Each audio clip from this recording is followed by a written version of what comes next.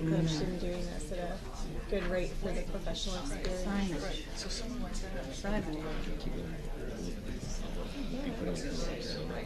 Yeah, I mean, I can mention it to you if you'd like. We could maybe work on something.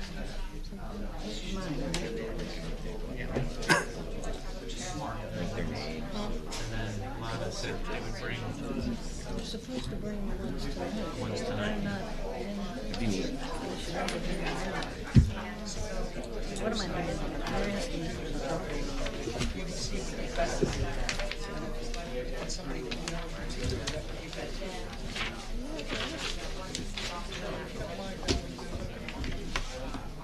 If they know sort of offhand what software. Here, moves your things a little closer. Microphone. Yeah, let's email about it so I can get a better understanding of what kind of data they would need. I'll make a note to email you. It's not on. All right. Is it on? Good evening, everyone. Welcome to ANC 3F's November 17th, 2015 meeting. I'm Adam Tope, the chair of ANC 3F, and it looks like all the commissioners are here, so we have a quorum. I guess everyone want to quickly introduce yourselves. We can start with Andrea. Andrea Molad, ANC 3F05. Patrick Kopchik, 3F07. Shirley Edelstein, 3F02. Malika Nugent, 3F06. Sally Gresham, 3F04. Mary Beth Ray, 3F3. All right, so we have the agenda. Is there any additions or deletions to the agenda? I have one addition. All right. It is a resolution requesting DOE provide some data and insight into Soapstone Valley at Melvin Hazen. We can do that at the end. Okay. Anything else? Sorry.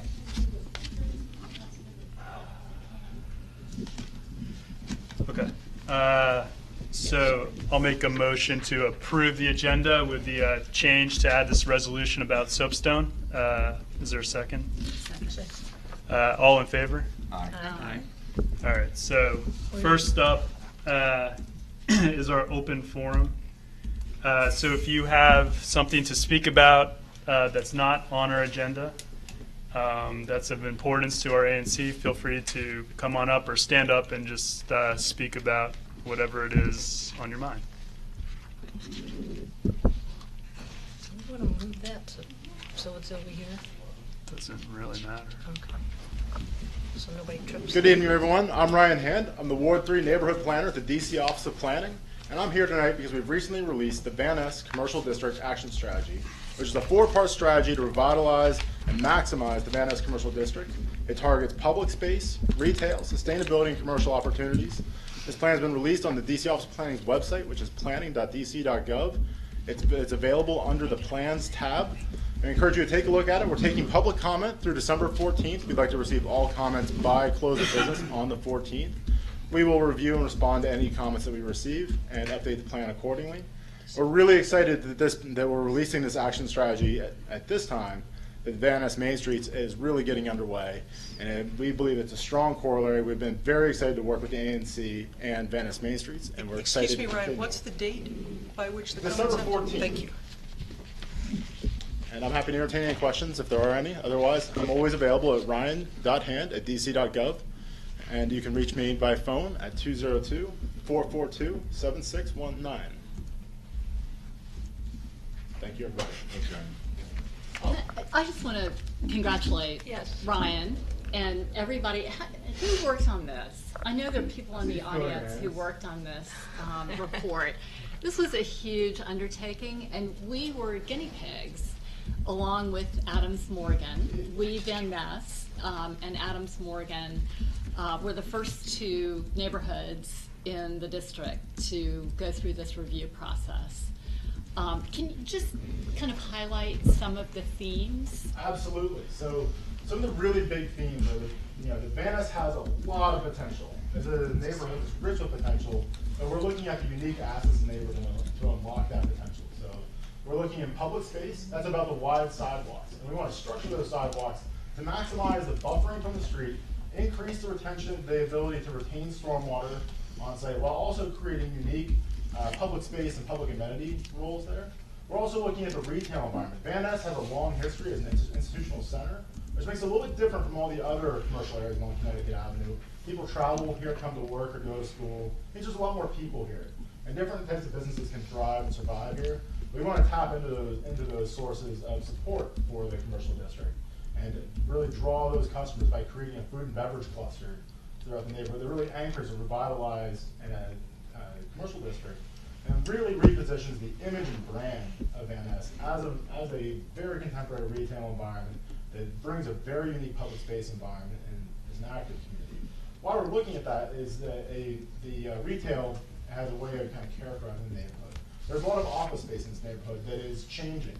And the office market in general is changing, and it's not a particularly favorable position for this neighborhood. But what we do know is that a strong retail environment that's complemented by good public space can strengthen the market for that office space.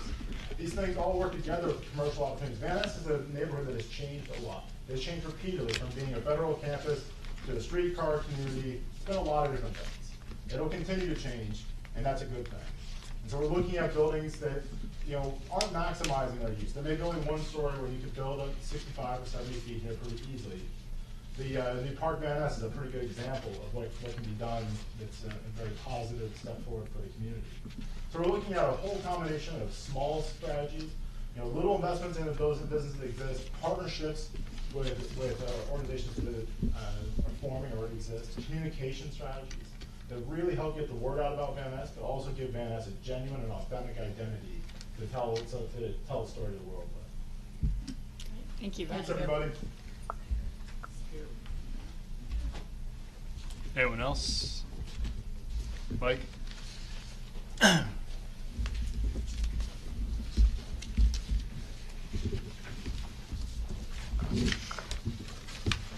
Hey everybody, it's me again, Mike Matthews with the Mayor's Office. I'm the Ward 3 liaison, and so we're coming back into our two things I want to talk about, our leaf season, and we're going to talk about snow as well here real quick. I know it's a little bit warm, it's been warm out there, folks haven't been thinking about snow. Got to start thinking about it here though. What we're doing this year with DPW with our leaf collection is we want folks to let us know when you're not getting your leaves picked up, obviously, and I knew that was going to happen. There we go. So I want to give everybody again. I've run out of cards running around the ward today, but it's Michael.Matthews with 2 T's at dc.gov. When you shoot that over with hopefully your address, we will send it over to DPW, make sure they hit us back with confirmation they will in fact hit it. We want to be really proactive here. This is the first fall the administration has had, so we want to try to do our very best to make sure we're proactive with this. So, enough said about the leaves. Going to snow, that's going to hit us at some point here coming up, obviously, and we are looking for folks to join our snow team, and which means you will volunteer when we get heavy snows to shovel the sidewalks, the driveways of folks who are unable to do so and are on a list. If you don't do that, I will be out there doing it at 4:30, 5 o'clock in the morning. So anybody who wants to help out, I'd really appreciate it. I may even give you a Dunkin' Donuts coffee every now and then to help me out. But anyway, so snow, again with the leaves, if you don't get hit, please feel free to send it our way. Now we have the questions. Commissioner? Well, I just haven't picked up the leaves off the chart. Our whole area has not had any of the leaves picked up to the east of Connecticut Avenue. Your entire area? And you were zoned to get it And last week. last week? The entire area? Yeah. Interesting. They're over in Wakefield, part of Wakefield Yeah, area. they got us the They first did- week. Yeah. They did this this weekend. So Okay. are they just behind? That's the question. I don't think so. It's only a week, whereas it used to be there were 3 removals and it was 2 weeks, and now it's gone to 2 removals at 1 week. Right. That's something I'd like to receive via email, and that way, again, I can send it right up to DPW and say, hey, a whole section was missed. What's going on? Let's get on it. Now, they will come and get it. Obviously, we just want it more timely for the next Well, round. it just needs to be Just to be done. routine. Yeah. Yeah, for sure. So, thank you. Anybody else? All right. Thank you. Texting you right now. There we go. anyone else have anything to speak about? Okay. So next up, we'll do commissioner announcements real quick. Start with Mary Beth. Okay. I have 4 announcements. The first is that Van Ness Main Streets won the grant from the Department of Small and Local Business Development. This is really exciting. It's a $200,000 grant. It's the first grant to be given in Ward 3. Tinleytown also won a grant, same amount, very exciting, and we send our congratulations to our friends in Tinleytown. I'd like to acknowledge people here who have worked so hard on this. I see Ken Terzian, Sally Gresham, Adam Tope, Gary Molaski. Anybody else in the room who's worked on this? Anyway, thank you all. We've just had an incredible, well, Ryan has been instrumental. Thank you, Ryan, for everything that you've done. Our next step is to hire an executive director. So if you all or someone you know might be interested in serving as our executive director, we have a budget. And the position has been posted on Idealist and on the National Main Street website and also on the Forest Hills Connection. So please check that out and apply or forward it to your talented friends. The third announcement is that the Van Ness Main Streets met with WAMU recently to hold a workshop on branding and membership. And I'd just like to thank everyone at WAMU, Bené Mosby, Joelle Costello, and everybody else who really helped us understand what a membership campaign is. Those are the masters, and it was just a real pleasure and honor to learn from them how to run a membership campaign.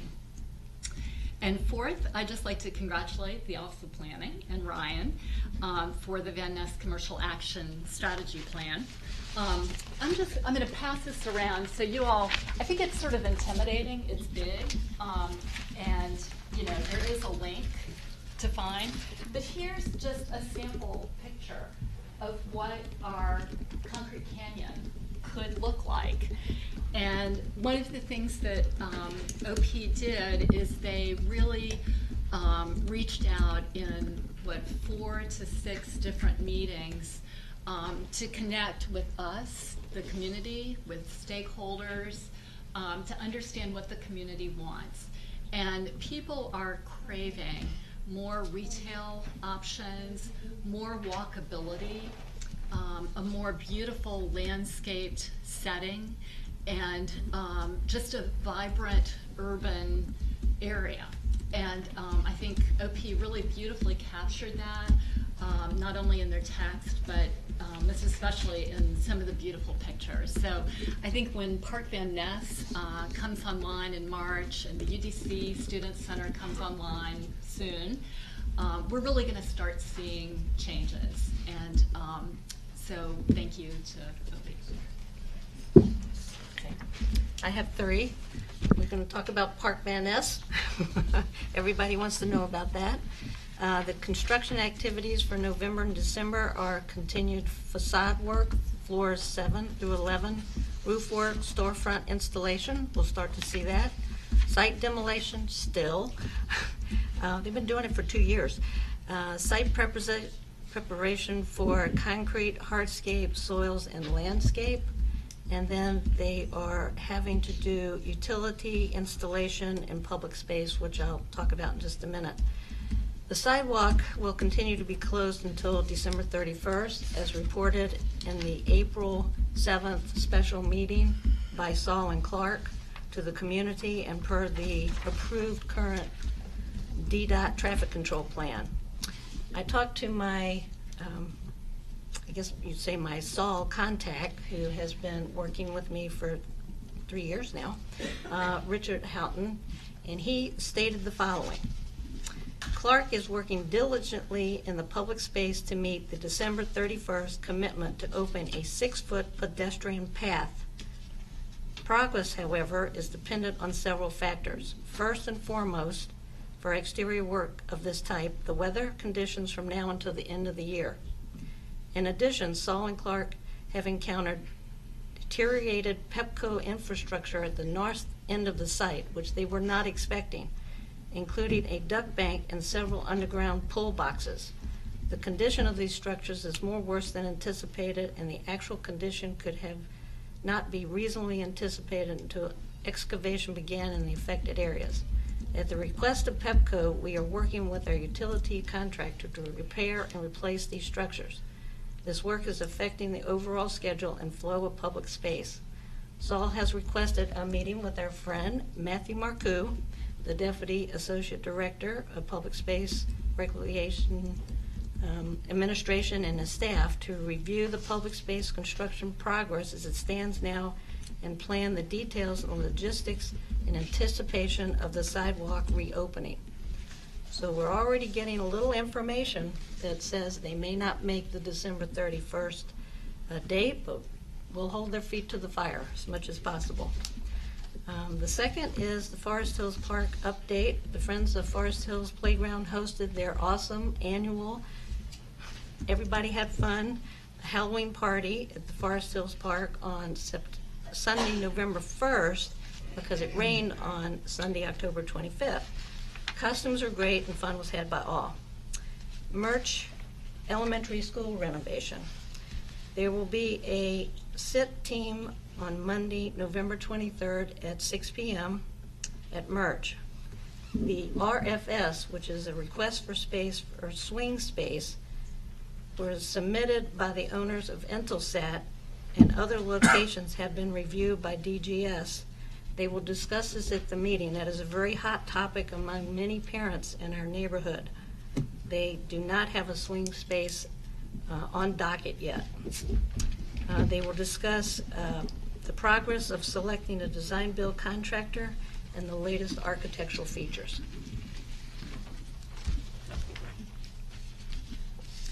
Hi everyone, I would just like to remind residents of 3F02 that we have our next community meeting coming up on December 1st at 7:30 p.m. That will take place in Van Ness South in the social room. Please check in at the front desk.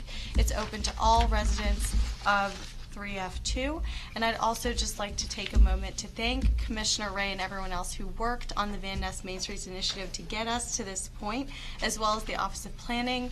I've been getting a lot of questions lately, and I know others have too, about the direction of development in our area, and it is so exciting to have these news to report. For those of you who'd like to learn more, there are some great recent articles in the Forest Hills Connection that will update you and give you some more information on those developments. So I encourage everyone to take a look at that.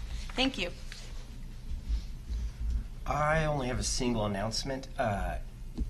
This past week, we had the second official meeting of the Soapstone, Melvin Hazen Parks and Trails Committee. At the committee, we talked a lot about the future of those parks and passed a vision statement, kind of laying out our work and assessing the park both as it is now and how we hope it can be in the future.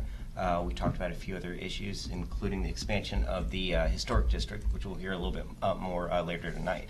If you're interested in learning more about these issues and participating in the committee on these parks, you can join us at our next meeting. It'll be the second Monday of December, December 14th, I believe, at 7 o'clock in the conference room right here in the same building.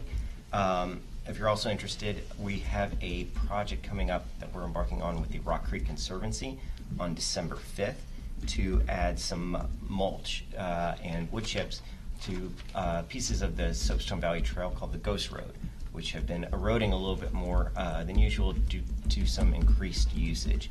We'll be meeting at 10 p.m. Or excuse me, 10 a.m. on Saturday, December 5th. If you're interested in joining us, you can sign up on the Rock Creek Conservancy's website just by going to the right side of the page and clicking on upcoming events and choosing the one that says the Soapstone Trail Mulching Event. Thank you. And lunch might be provided. Lunch may be provided. Stay tuned. But you'll have to come to find out. So I have two very quick announcements. One is this morning I submitted testimony at the Public Services Commission hearing on the Exelon Pepco merger. I submitted the testimony on behalf of ANC 3F. As far as I know, the hearings went on all day today, and they heard from 119 people today, and the hearings will go on for another day tomorrow.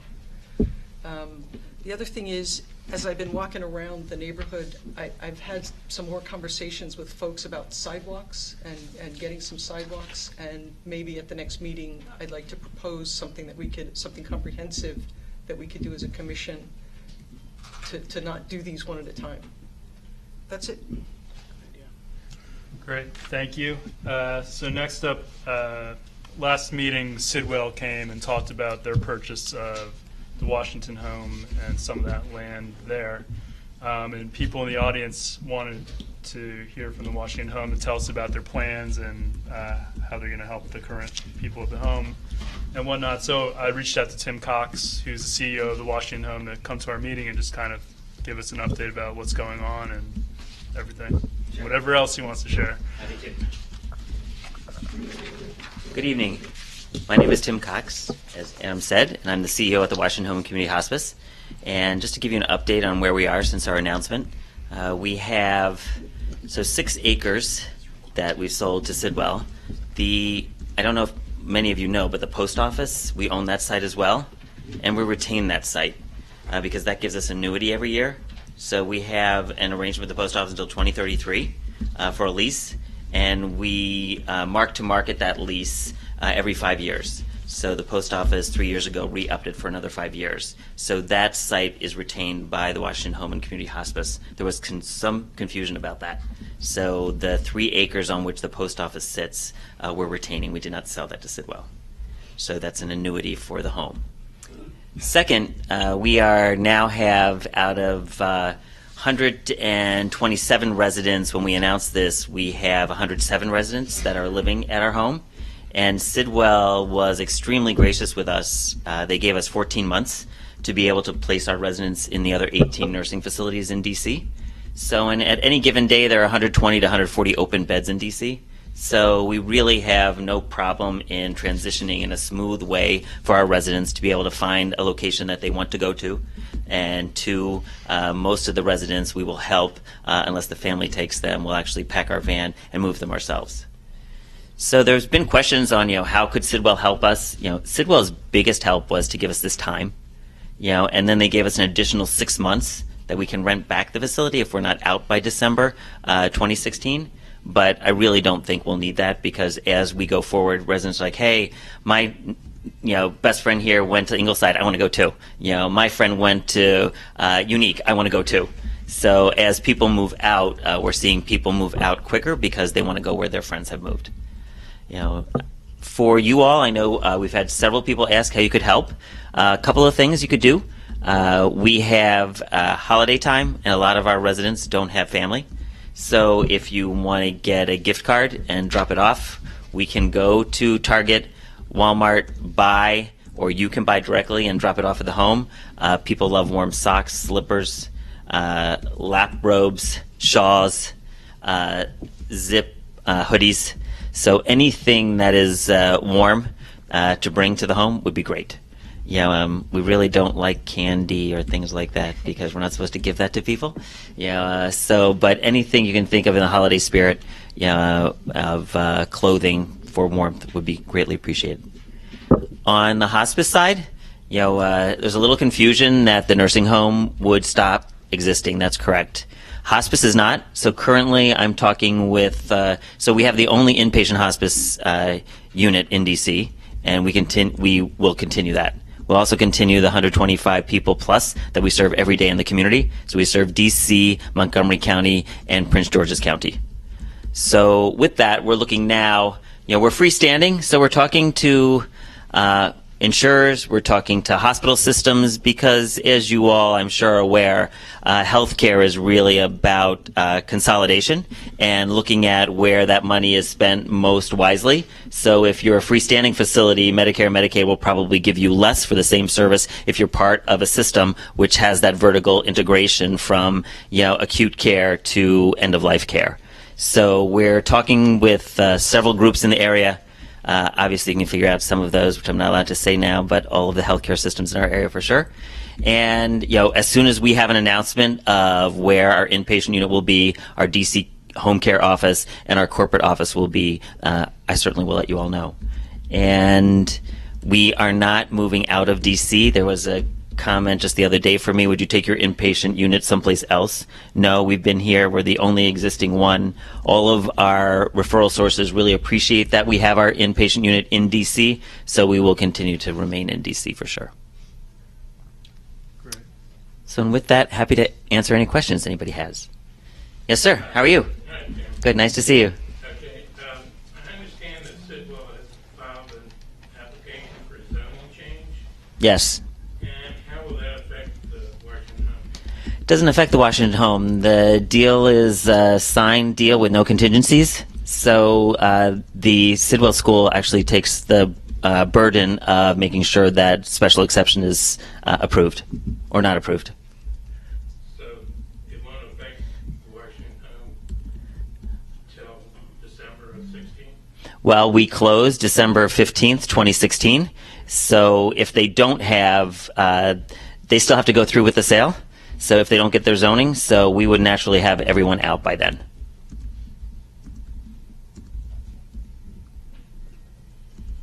Other questions?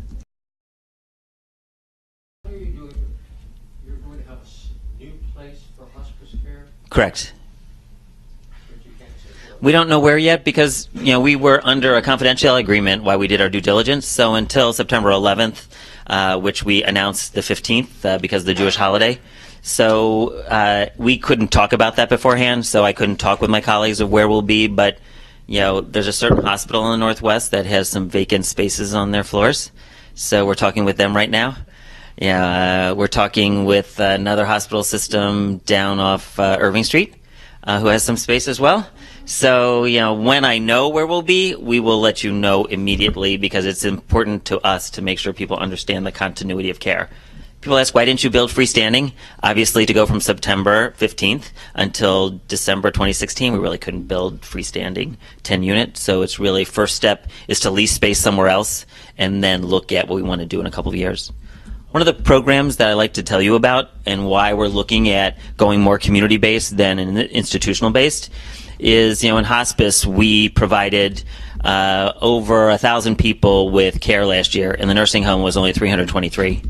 The nursing home, we spent over $20 million caring for those 323 people. In hospice, we spent $8 million caring for 1,000. So the economies of scale is really important for me. Also, even though I've been in this business 30 years, I don't want to go to a nursing home if I'm frail. I'd rather have a service come to my house, or I'd rather go to a smaller group home. So I think it's really important to understand that we're at the forefront in DC to be able to look at other community-based services. My team has raised $800,000 in the last 3 years to start a caregiver relief program. Caregiver relief program was somebody was caring for someone in hospice at their home. They ran out of paid time off. They couldn't afford to put a caregiver in the home, so the only choice was to put that person in an institution, which for Medicaid, $11,000 a month at our home. So it becomes a burden to the state, to our city, and the person doesn't want to be there. So we've paid for over 300 families to have a caregiver in there, $800,000 we've raised. Those are the types of programs that really, at end of life, really are important to us and to me as a provider of care. I want to be able to meet your needs, not just force you to go to an institution because we have no options in our city. So this gives us an opportunity to really create some very magnificent options like the Caregiver Relief Program. Sir? How many spaces are you looking for? So in Hospice spaces? inpatient, so we have 10 beds. So in those 10 beds, some of you may remember the story Art Buchwald wrote about us, Too Soon to Say Goodbye. At that time, Medicare rules were very different, where you could stay in hospice because you had no one at home to care for you. You could stay a long time. Now you can't. You have to have a medical necessity to come into our inpatient unit, and the average stay is only 5 days. So we turn over those beds really quickly.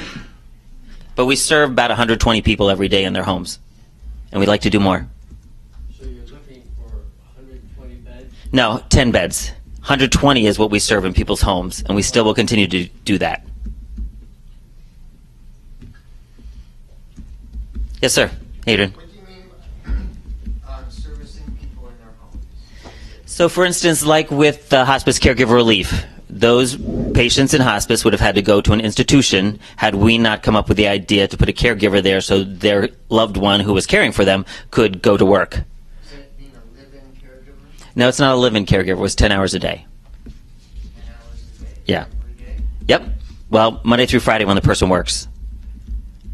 You know, so that's one example. So we'd like to be able to dialogue and obviously transition, be like, what else can you do? You know, first we'd like to land on our feet, know where we are, you know, develop our program for a year to make sure it's sustainable like it is, which I'm sure it will be, and then look at opening other opportunities, Adrian.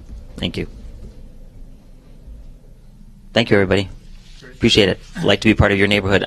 I live in the city. I just live 15th and P, so live in the Logan section. So now have a meeting to go there for that. So thank you. Thank you very much. Thank you very much. My pleasure. Thanks for being interested. So next up, we have a presentation by National Park Service and DC Historic Preservation Office regarding this application to expand the boundaries of the Rock Creek Valley National Historic District. Thank you. Hopefully I can get this set up here and get it moving.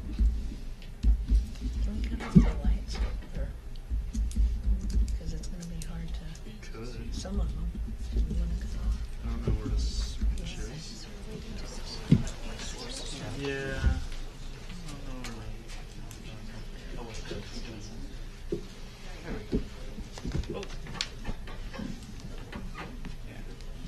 Why does it look weird?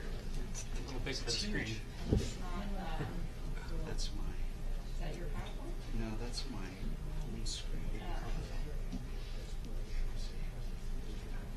Sorry, I had it all set up nicely before we got going. It's good.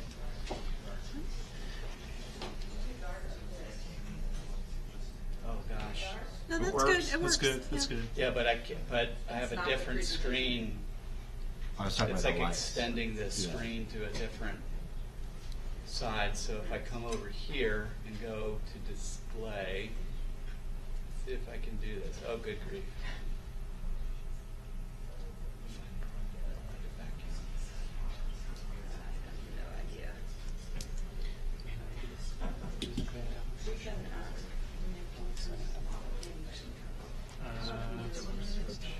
Let's give like one more second. I'm sorry to take up everybody's time. Yeah, you want to do me? Thank you. You want this screen to show up on there as this is? Yeah, that'd be So great. it's Windows and P, Pro, and then that's it. just one, two.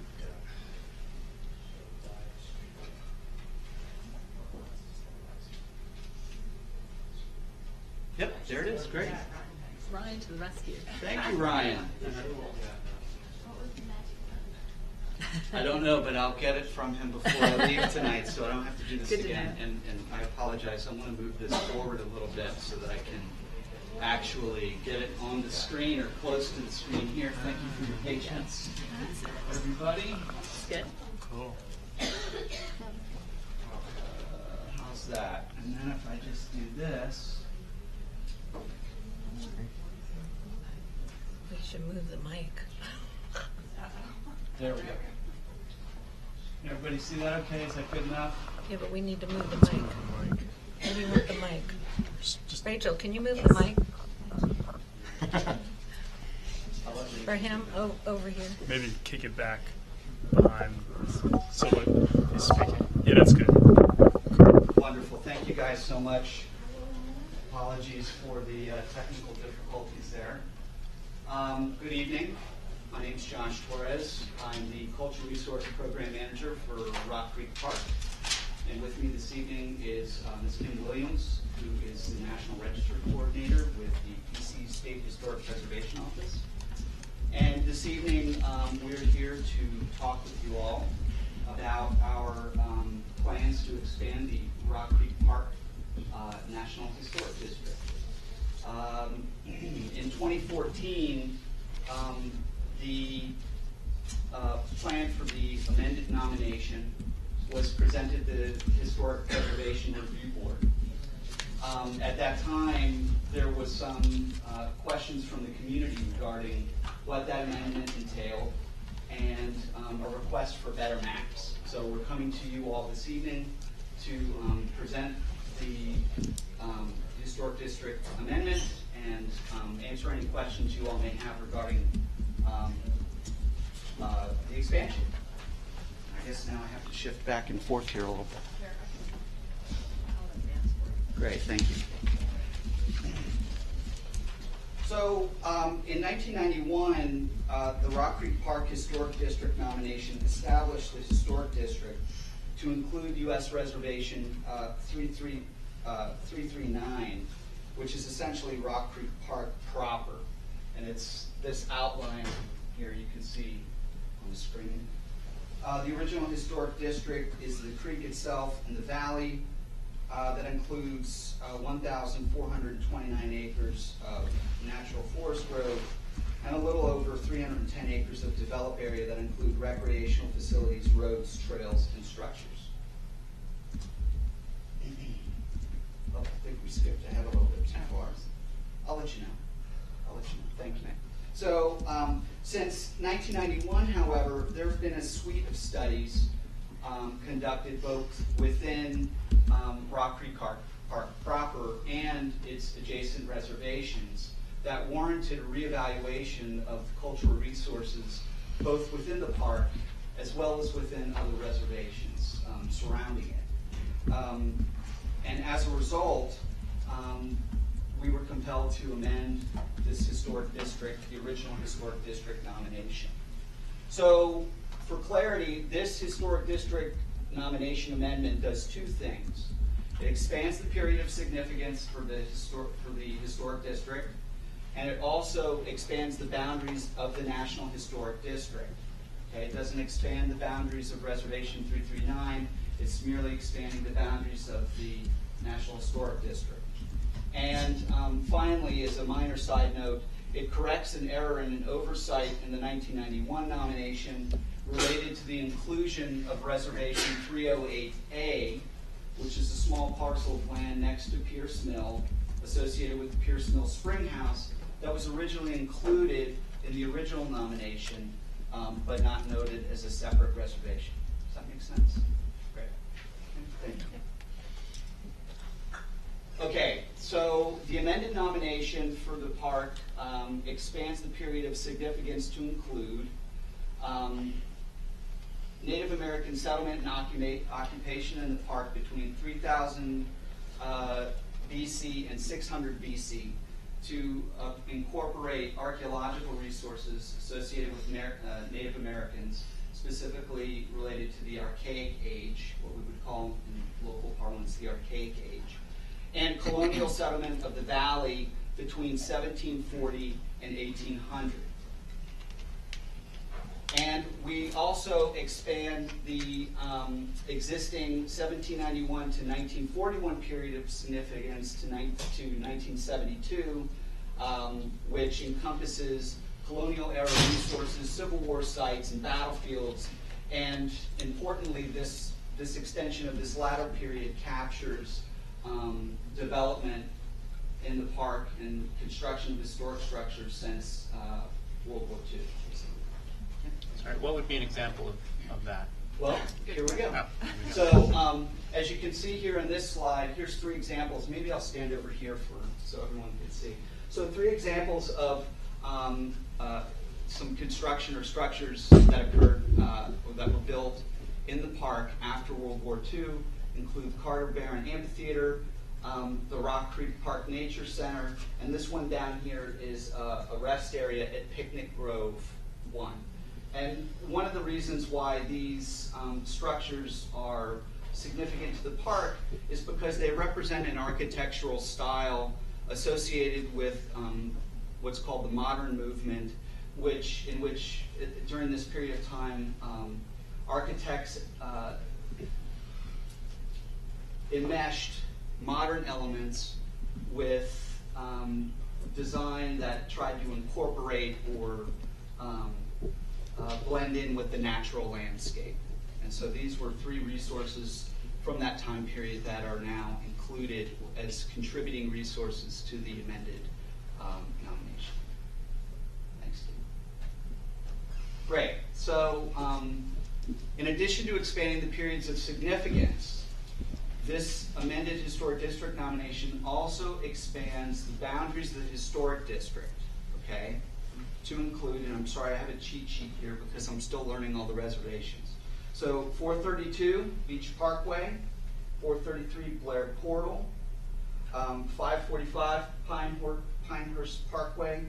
Important to you all here certainly is Soapstone, oh I'm sorry, where are we? Down here. Soapstone Valley, and a parcel that is DC land, a DC right-of-way associated, I think, with Audubon. A little further south is Melvin Hazen, down here. Here's 308A.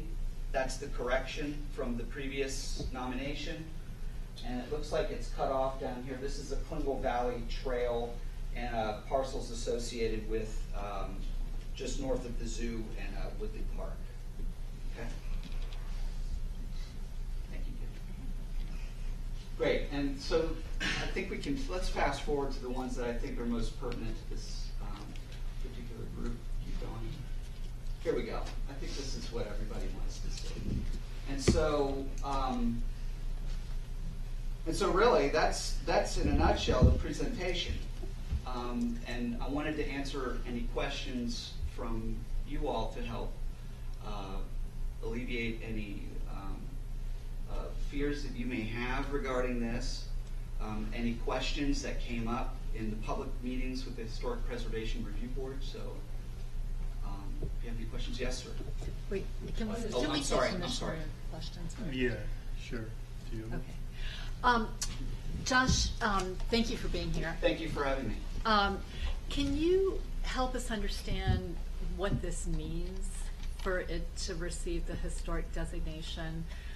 There are a number of homes that, for example, along Audubon Terrace that face Soapstone Valley. Sure. Also homes on Albemarle that would, their rear would face onto Soapstone. So if this historic designation is approved, then would those homes be subject to like Fine Arts Commission review, or would any special hoops have to be jumped through by homeowners who wanted to do an addition or a renovation or anything? No, it doesn't change anything. What we're doing is merely expanding the historic district boundaries. We're not expanding the Reservation 339, which is specifically what Shipstead Luce, the Shipstead Luce Act is referring to there. So this is merely an expansion of the historic boundary and not an expansion of Reservation 339. So then what's the practical import? The practical import really is for us as managers of these resources. So we have this historic district for Rock Creek Park. What this does is it brings into the fold other resources that have been identified since 1991 that are now contributing to the park, things that we've identified through archaeological studies, cultural landscape reports, and inventories, and is bringing them in now to the historic district, both so that we can efficiently, as a government organization, manage them for our own purposes and bring them into the historic framework of Rock Creek Park. Traditionally, the reservations that we're including in this historic district have been gateways into the park and have been traditionally associated with the park itself in general. All of these properties are currently administered by the National Park Service, so that it's not like there's no land grabbing or anything. But I think also several of these parcels are also already eligible for listing to the National Register in their own right. And so what we're doing is bringing these in to an amended historic district nomination so that we can incorporate them into the historic framework of Rock Creek Park. And as a cultural resource manager, I can therefore be able to more efficiently manage these properties as part of that. So theoretically, you get more money to spend. Theoretically, you get more money to spend to preserve the history. Is that? Well, I don't necessarily think so, because any work that I would do within the park, it still has to go through the same process. It's really. I don't know, Kim. Do you want to talk about this a little more? Sure. I'm Kim Williams with the Historic Preservation Office, and I guess the way we see it is that the Park Service is really just being a good steward of its land, and part of being a good steward is identifying its historic resources and understanding those historic resources to know how to best treat them from a preservation perspective. As it stands, the National Park Service is a federal agency. The National Register of Historic Places is a federal agency or part of the Department of Interior. So they could actually do this nomination without going through the DC Historic Preservation Office, but it's our desire to have the same boundaries at a local level as at the national level. So that's why we asked the Park Service to come before HPRB a year ago, just to present to the Historic Preservation Review Board the boundaries and the expanded period of significance. And so the practical implications at a local level are pretty much nil, because this is already Park Service owned land. So the Park Service is already going to be following the best preservation practices in consultation with our office. It's just that we would like the National Register nomination to be the same as our local historic district nomination. So otherwise it's Park Service owned land. There are 2 rights of way that are owned by Department of Transportation. Right. So is that the Ghost Road and Soapstone? Yeah. And those, exactly, and those we asked to have included, because otherwise the stream valleys would be discontiguous to Reservation 339. And it was just our preference to have a contiguous historic district. And those 2 Department of Transportation lands have already been determined eligible for the National Register. So the Klingel Valley roadbed has already been determined eligible. So it would already undergo any review if there are any changes to that roadbed. So really and truly, there are no additional implications in doing this designation. So there's a huge DC water renovation project planned for Soapstone. Are you all aware of that? Yes, ma'am. So how would, just as a practical example of something that's got to happen in the park, would this historical overlay slow down that process or impact it in any way? No, there's already review that happens at our office with the Department of Transportation and National Park Service, or Department of Transportation in this case, as part of our review process, because it's a DC agency. So we work with DC agencies on any implications to historic resources, and since that's considered a historic resource, we're already doing that review. So this designation would not add to that review. It just sort of formalizes the designation. But otherwise, we already consider it historic, and we'd be reviewing it anyway. So there's it's a law that is between sister agencies, where any time a DC government agency does something with its property, it has to be reviewed for any impact on historic resources, whether it's been designated or not. And it's the same process. So what I'm hearing is this is basically to get the territories aligning both at the local and the federal level, some increased efficiencies in your office, but as a practical matter, even though the scope of the land isn't being enlarged to what you guys have, does it change anything on what can be done with it in terms of conservation projects? Does the added historical recognition of it change any hoops that would need to be done or gone through to make a project happen, such as the Woodshed project or things like that? No, There's nothing. And the Park Service has its own process for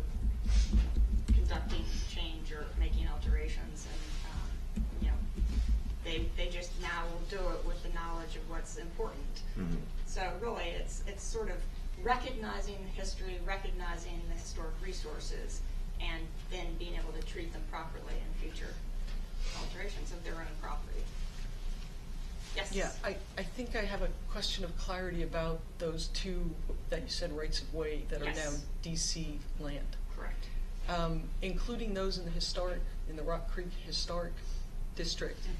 Does that mean that those are now federally owned lands? No. So the ownership does not change. They are still district-owned, administered by the Department of Transportation. And DDOT is well aware of this district and has not objected to it. So, you know, it doesn't change the ownership. They still own the land. They still will maintain that land. It's just included in the Rock Creek Park Historic District. So you're saying, because we've gotten some feedback from individuals saying that you all will not be able to maintain it, the National Park Service, because you're already stretched with your budget. So what does this do as far as maintenance? I'm sorry. Oh, go ahead. And with regard to what the DC, don't go away, Kim. We may need you. Are you referring to the DC rights of way or just the different reservations in general? Both. The DC rights of way are being maintained by their DDOT properties, so they will continue to be maintained by DC Department of Transportation. Okay. The And Park what Service about, like, isn't. Kringle Road. I'm sorry. Kringle Road. That whole strip. That's DDOT property. We own the culvert that runs down through there. Would you have any increased responsibilities under this? I guess if you know, no, not really. I mean, I already have to review things that may impact historical resources within the park anyway. Mm-hmm. So not really. I mean, this is just recognizing the historical resources within the park by expanding those periods of significance. We're expanding the boundary to incorporate these traditional gateways into the park, and that's it. It's a management exercise. So it's a paper and management exercise. It has nothing to do with the running of the... No, the practical implications are really minor. It really has to do with appropriate documentation. So, you know, it's all about the Park Service recognizing its resources to be able to better maintain them. But it doesn't come with money, you know, unfortunately. Doesn't mean that the Park Service gets more money, because as every year goes by, some of the more recent resources gain in significance. You know, the number of historic resources the Park Service owns increases probably significantly every 10 or 20 years as those resources get older. So doesn't add money to their... It could potentially, and this is how it could potentially. Okay. Is if I have a property within the boundaries of the park or any of the reservations that the Park Service currently administers or Rock Creek Park currently administers, and we identify a particular need. We recognize, for instance, there's an archaeological site that might be eroding out of a hill, and that archaeological site has been recognized as a significant site that's contributing to this historic district. I have a better chance of potentially garnering some money from the federal government to help gather more data about that site or try to save it than I would if it was not significant and not contributing and not within the boundaries of the district. And that would go even for buildings as well. So in a sense, that's for the Park Service, that's, you know, part of the management component that comes in. We recognize these as significant resources. We are now acknowledging that we have an increased responsibility to preserve them, and sometimes these things can help with that. Will I see money tomorrow for a particular need? Probably not.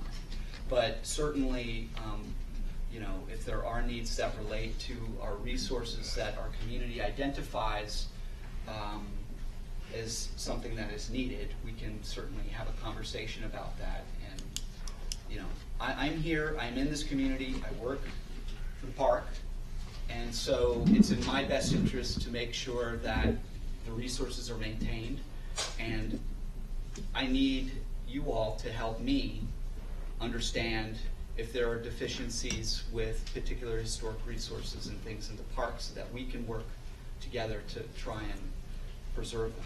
So the historic district recognizes a suite of resources that were not included in the original district nomination from 1991.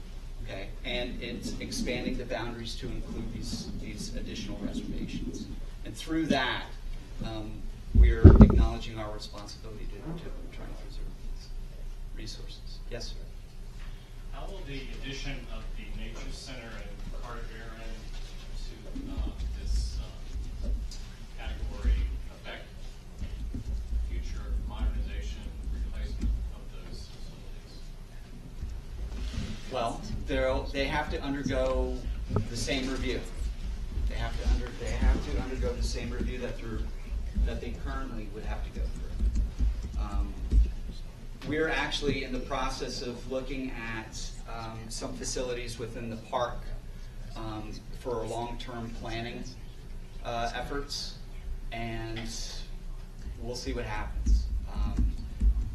Historic structures that are significant or listed to the National Register of Historic Places, our job is to try and maintain the historic integrity of those structures.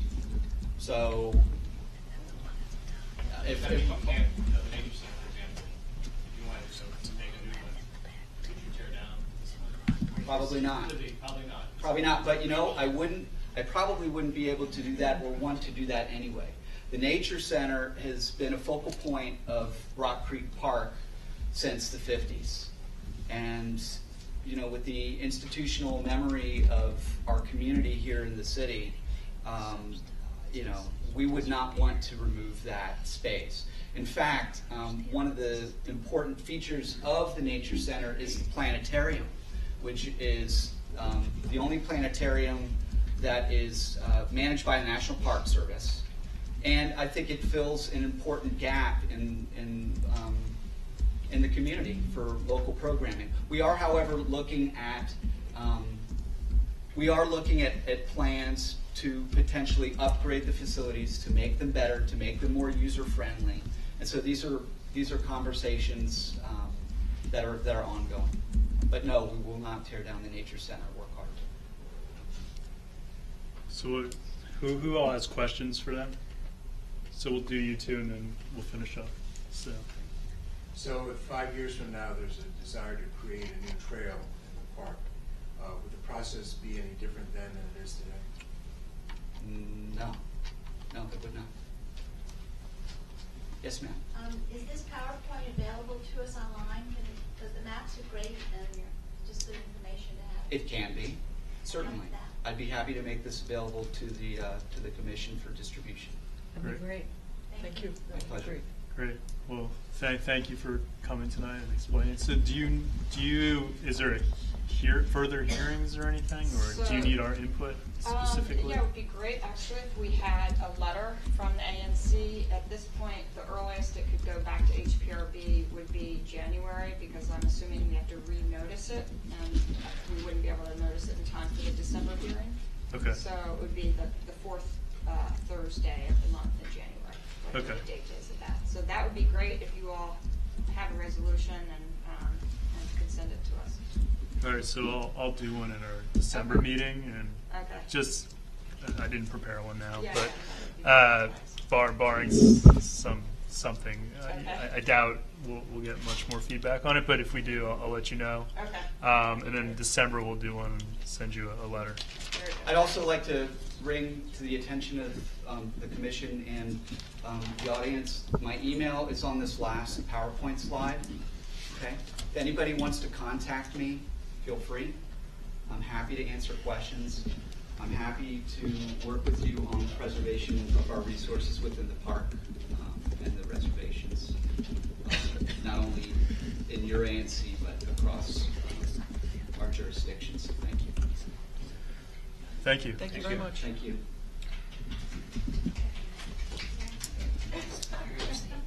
So next up, Friends of Pierce Mill has applied for a grant. So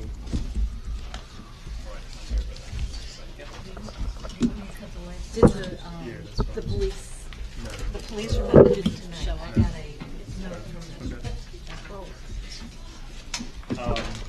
Thank you. Thank you very much. I appreciate your time.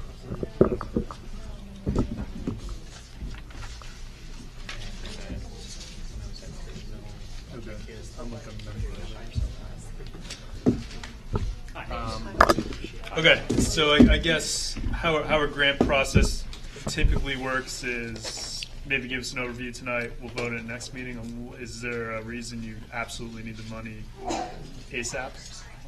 We don't need it. We don't need it tonight or in December, but we need it in the next few months would be great. Perfect, you got it. So, Okay. so I guess if you don't mind, introduce yourself. It doesn't. You don't hear out of it. Is this on? Yeah, it's on. Oh, it's People recording. on the internet hear you. Okay. So introduce yourself and tell us about the grant, I guess.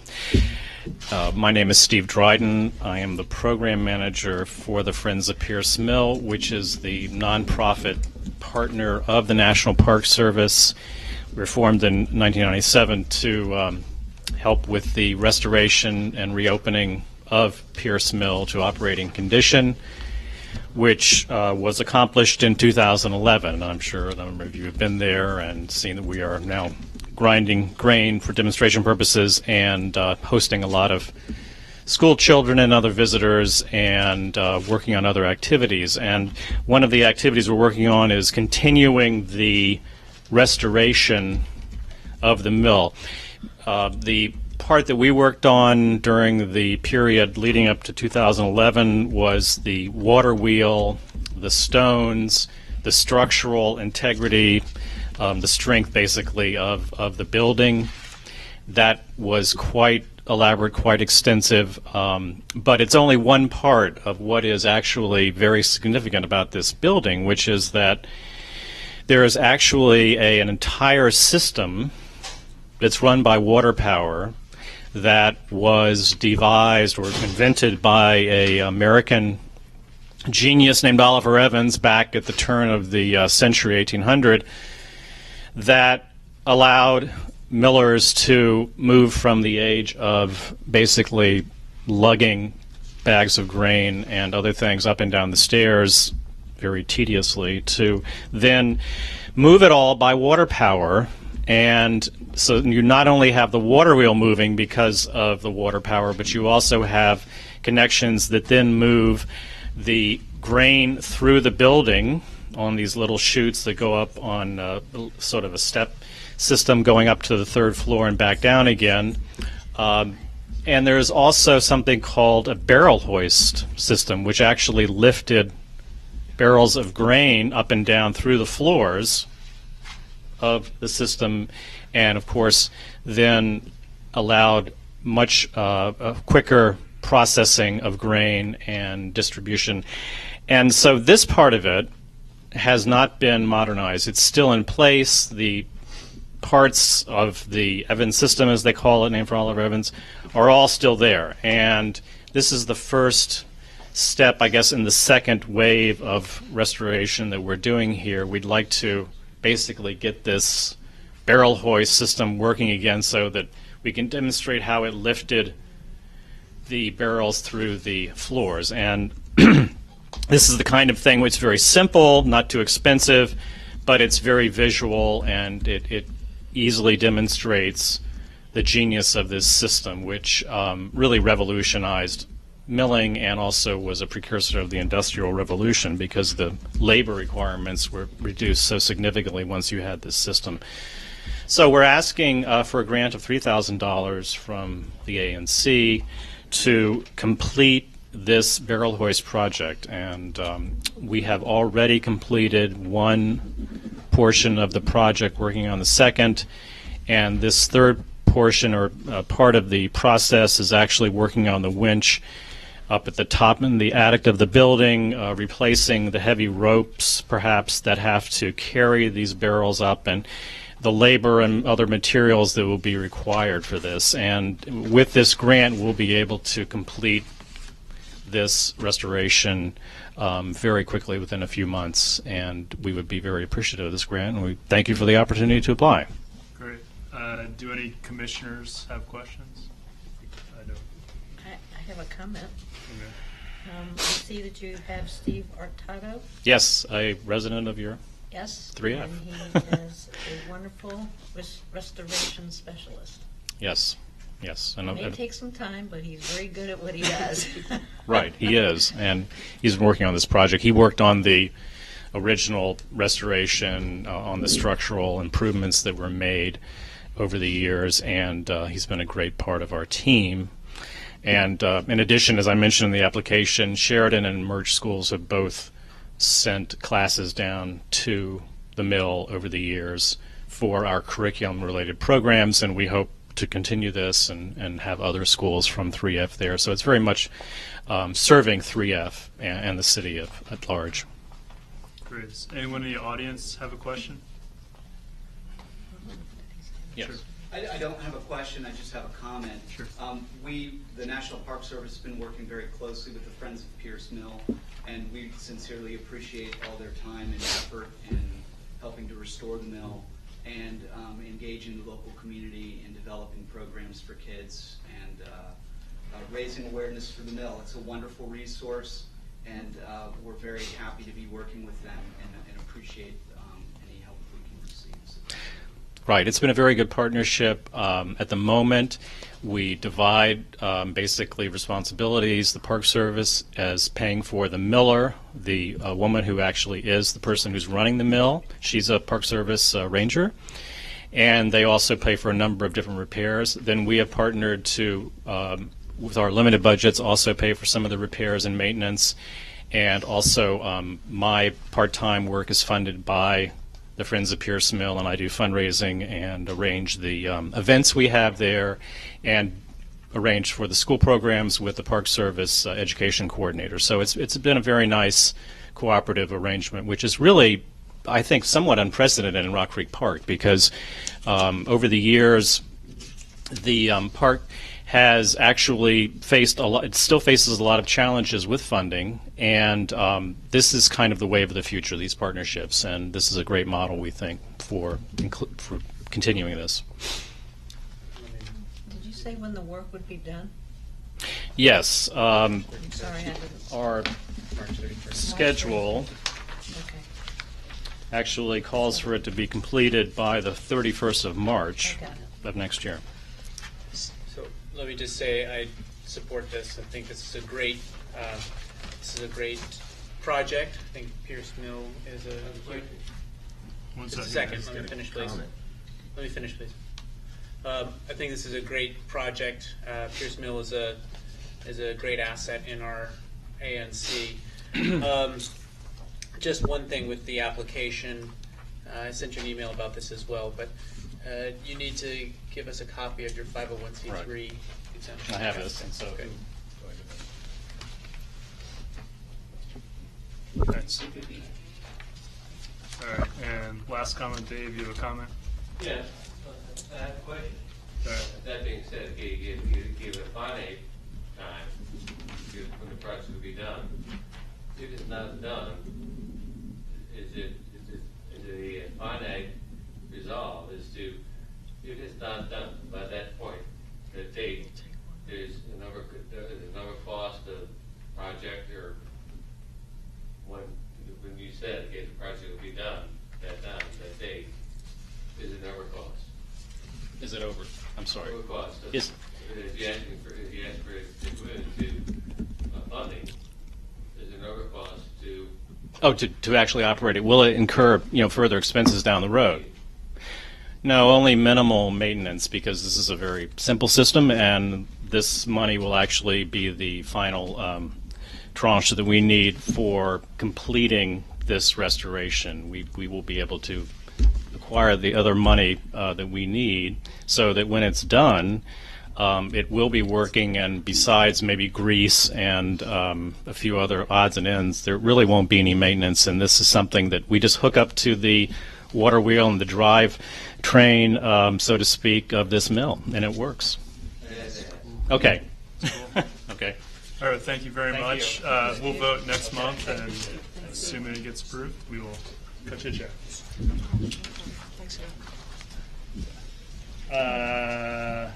Okay, so next up, Chick-fil-A wishes to open in the Burger King space. So, Maliki, are you going to handle all the discussion here? Sure. I guess. Here. Okay. Hand it over to you. Okay. So, these gentlemen from Chick-fil-A right here. So you have some presentations. Yes.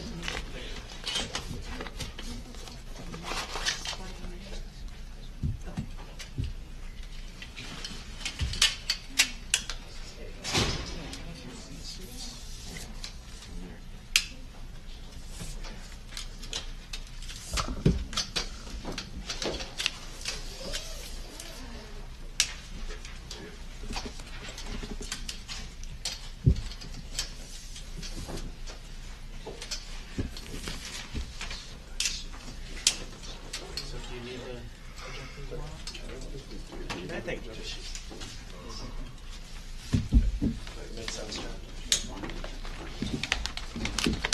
So we'll start with your presentation, and then we'll.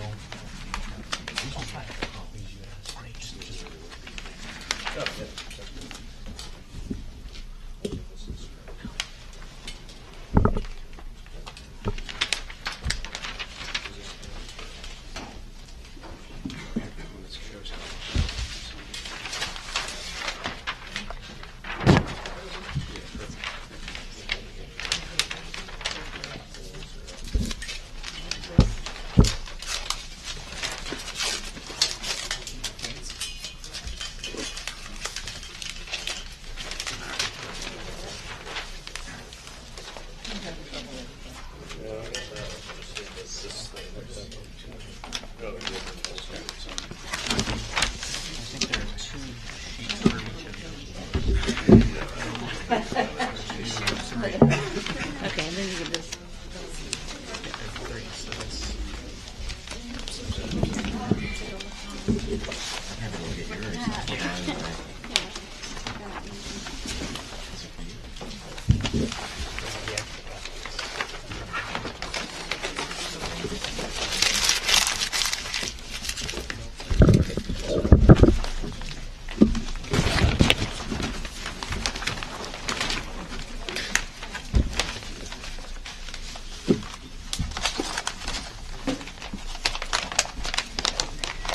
Go for it. Why don't you introduce yourselves? Sure. Notice where you want to stand. And you can raise and lower. Okay. Okay, great. As long as I'm here. Okay, so right there is yeah, that's great. Thank you. Thanks for all the help there. They usually don't require that much, but my name is Jeff Utz. I'm with Goulston and Stores. I'm here on behalf of Chick-fil-A. Can I ask you to spell your name? I'm sorry. Yeah, Jeff. Last name is Utz, U-T-Z. And I'm here on behalf of Chick-fil-A for the 4422 Connecticut Avenue site. This has been long known as the Burger King site. Basically, the project is a modernization and upgrade of that restaurant with a similar restaurant concept, although significantly enhanced. It's quite an investment in that site. It would be a maintaining of the curb cut and the creation of a sidewalk cafe. Essentially, the elements that we are here to talk to you about tonight are exactly those things in public space. There are 2 curb cuts and a sidewalk cafe, along with a lot of greening of the public space that have been kind of put together as a package that we think is really very hand in hand with the Van Ness corridor study that has been put together over the years with you all and the Office of Planning. So we'll step through exactly what the specifics of the public space requests are, but then also kind of talk about the why we think it achieves the vision of the neighborhood and is really kind of a good thing for this specific site. So I wanted to go ahead and turn it over to Mike to talk about the specifics of the request and walk through the elements of the application itself. I'll be back. Sure. Hi, my name is Mike Birkland. I'm with Bowler Engineering, the civil engineer for the project for Chick-fil-A. And really, I just want to speak to the applications we have for public space. There's as Jeff. I'm sorry. You need to speak louder. That's fine. Unless you want a mic. No, I can be turned up. But I'm here to speak about the public space applications that we have for both the Sidewalk Cafe and, as Jeff mentioned, the two existing curb cuts that we intend to keep in place. If I will, I'll just be pointing to the drawing here. So there are two existing curb cuts along Connecticut Avenue. This is the approximate location of the existing Burger King, although we're greatly changing the building and enhancing the architecture. The elevation over here shows that, and we'll speak to that a little more. But in terms of what we're doing in the public space, which is what primarily the discussion I'm going to talk about now is, one thing we've done is we've added the 10-foot landscape strip along Connecticut Avenue between the two curb cuts. Currently, this existing curb cut driveway is about 20 feet wide, really wide enough to get two cars side by side. We've narrowed it to 14 feet, which is the width really to only allow one car through at the public space. DDOT standard. To DDOT standard, which it's not at now. Which one is the wider one? The north. The This north one, they're both wider than DDOT standard now, and we've narrowed them both to 14 feet, which is DDOT standard. And importantly, only allows one car through at a time. We've gone to great lengths to soften the streetscape by adding landscape buffers along the sides of both sides of both drive aisles, 3-foot wide landscape plantings that don't exist now and that really don't exist along the corridor. Also, you can see here where the two umbrellas are. This is a Sidewalk Cafe that you enter from the side here, come out from the restaurant. That'll be similar to the sidewalk, kind of a paver type of arrangement, which right now it's just, I'm sure you're familiar, it's like gray, just typical concrete. One thing you see here, not in the public space, is our green roof over the drive-through lanes. And this perspective, I think, really kind of gives a better vantage of the vision we have. And we're in the early stages here of the design, but this is it's the existing Burger King building enhanced and completely changed to be a Chick-fil-A, and you can see it looks quite a bit different than what's there now. And as I mentioned, the landscape, 10-foot landscape strip, the Sidewalk Cafe is seen. This is really street level, the view here. And this is the entrance to the drive-through through the existing curb cut there. So I think with that, I'll turn it over to... I just wanted to say a few more words about the kind of overlap with the Van Ness corridor study and kind of how we meet the not really standards, it's kind of guidelines that everybody's working towards to create this enhanced streetscape vision, which is long overdue for that part of the city. In reality, this project is going to significantly green a space that right now when you drive by, it's kind of this, let's call it just a blank expanse of cement that doesn't encourage any sort of street activity. So it'll, in addition to planting significant amounts of green space out there, which is shown here, it actually will bring folks out to the sidewalk. There aren't a great deal of sidewalk cafes in this segment of Connecticut, which would be a great thing to bring people out and really kind of bring that vision of that corridor study to life. So that, and I know there are some, but this is kind of another step in that direction of bringing people out onto the street, breaking it down, and making it a more human scale. And in fact, if you look at the corridor study, which I'm sure everybody here has done quite a lot, these elements match what's called for in that document. There's the green linear park that runs along Connecticut Avenue.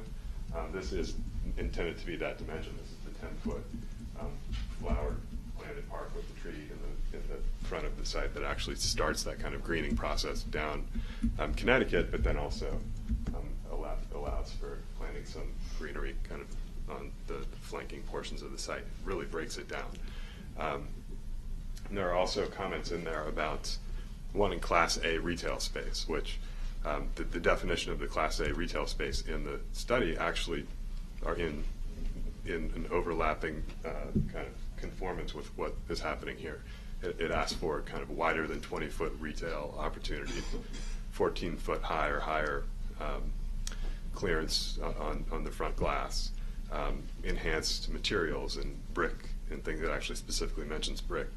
That's exactly what's happening here. So actually, fast food is almost a misnomer with the way that this is being designed. This is going to be an urban, kind of higher end, more polished facade that I think really matches the kind of retail experience that study is looking for.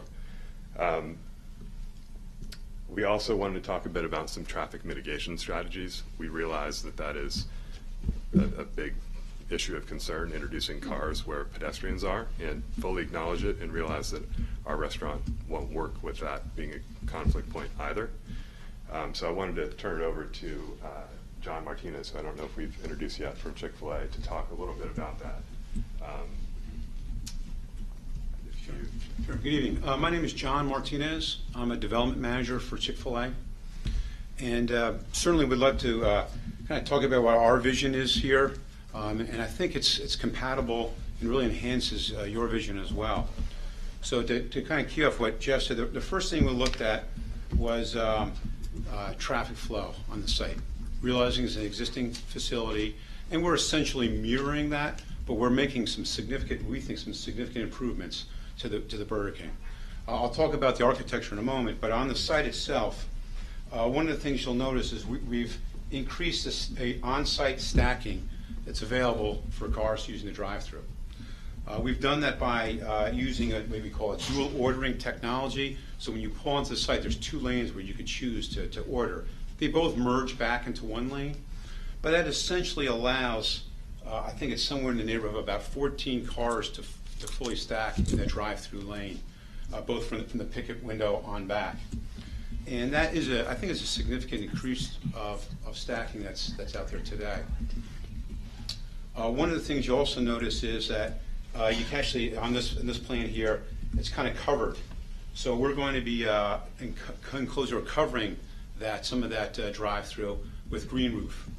So this facility, Jeff did mention, will be a LEED certified facility.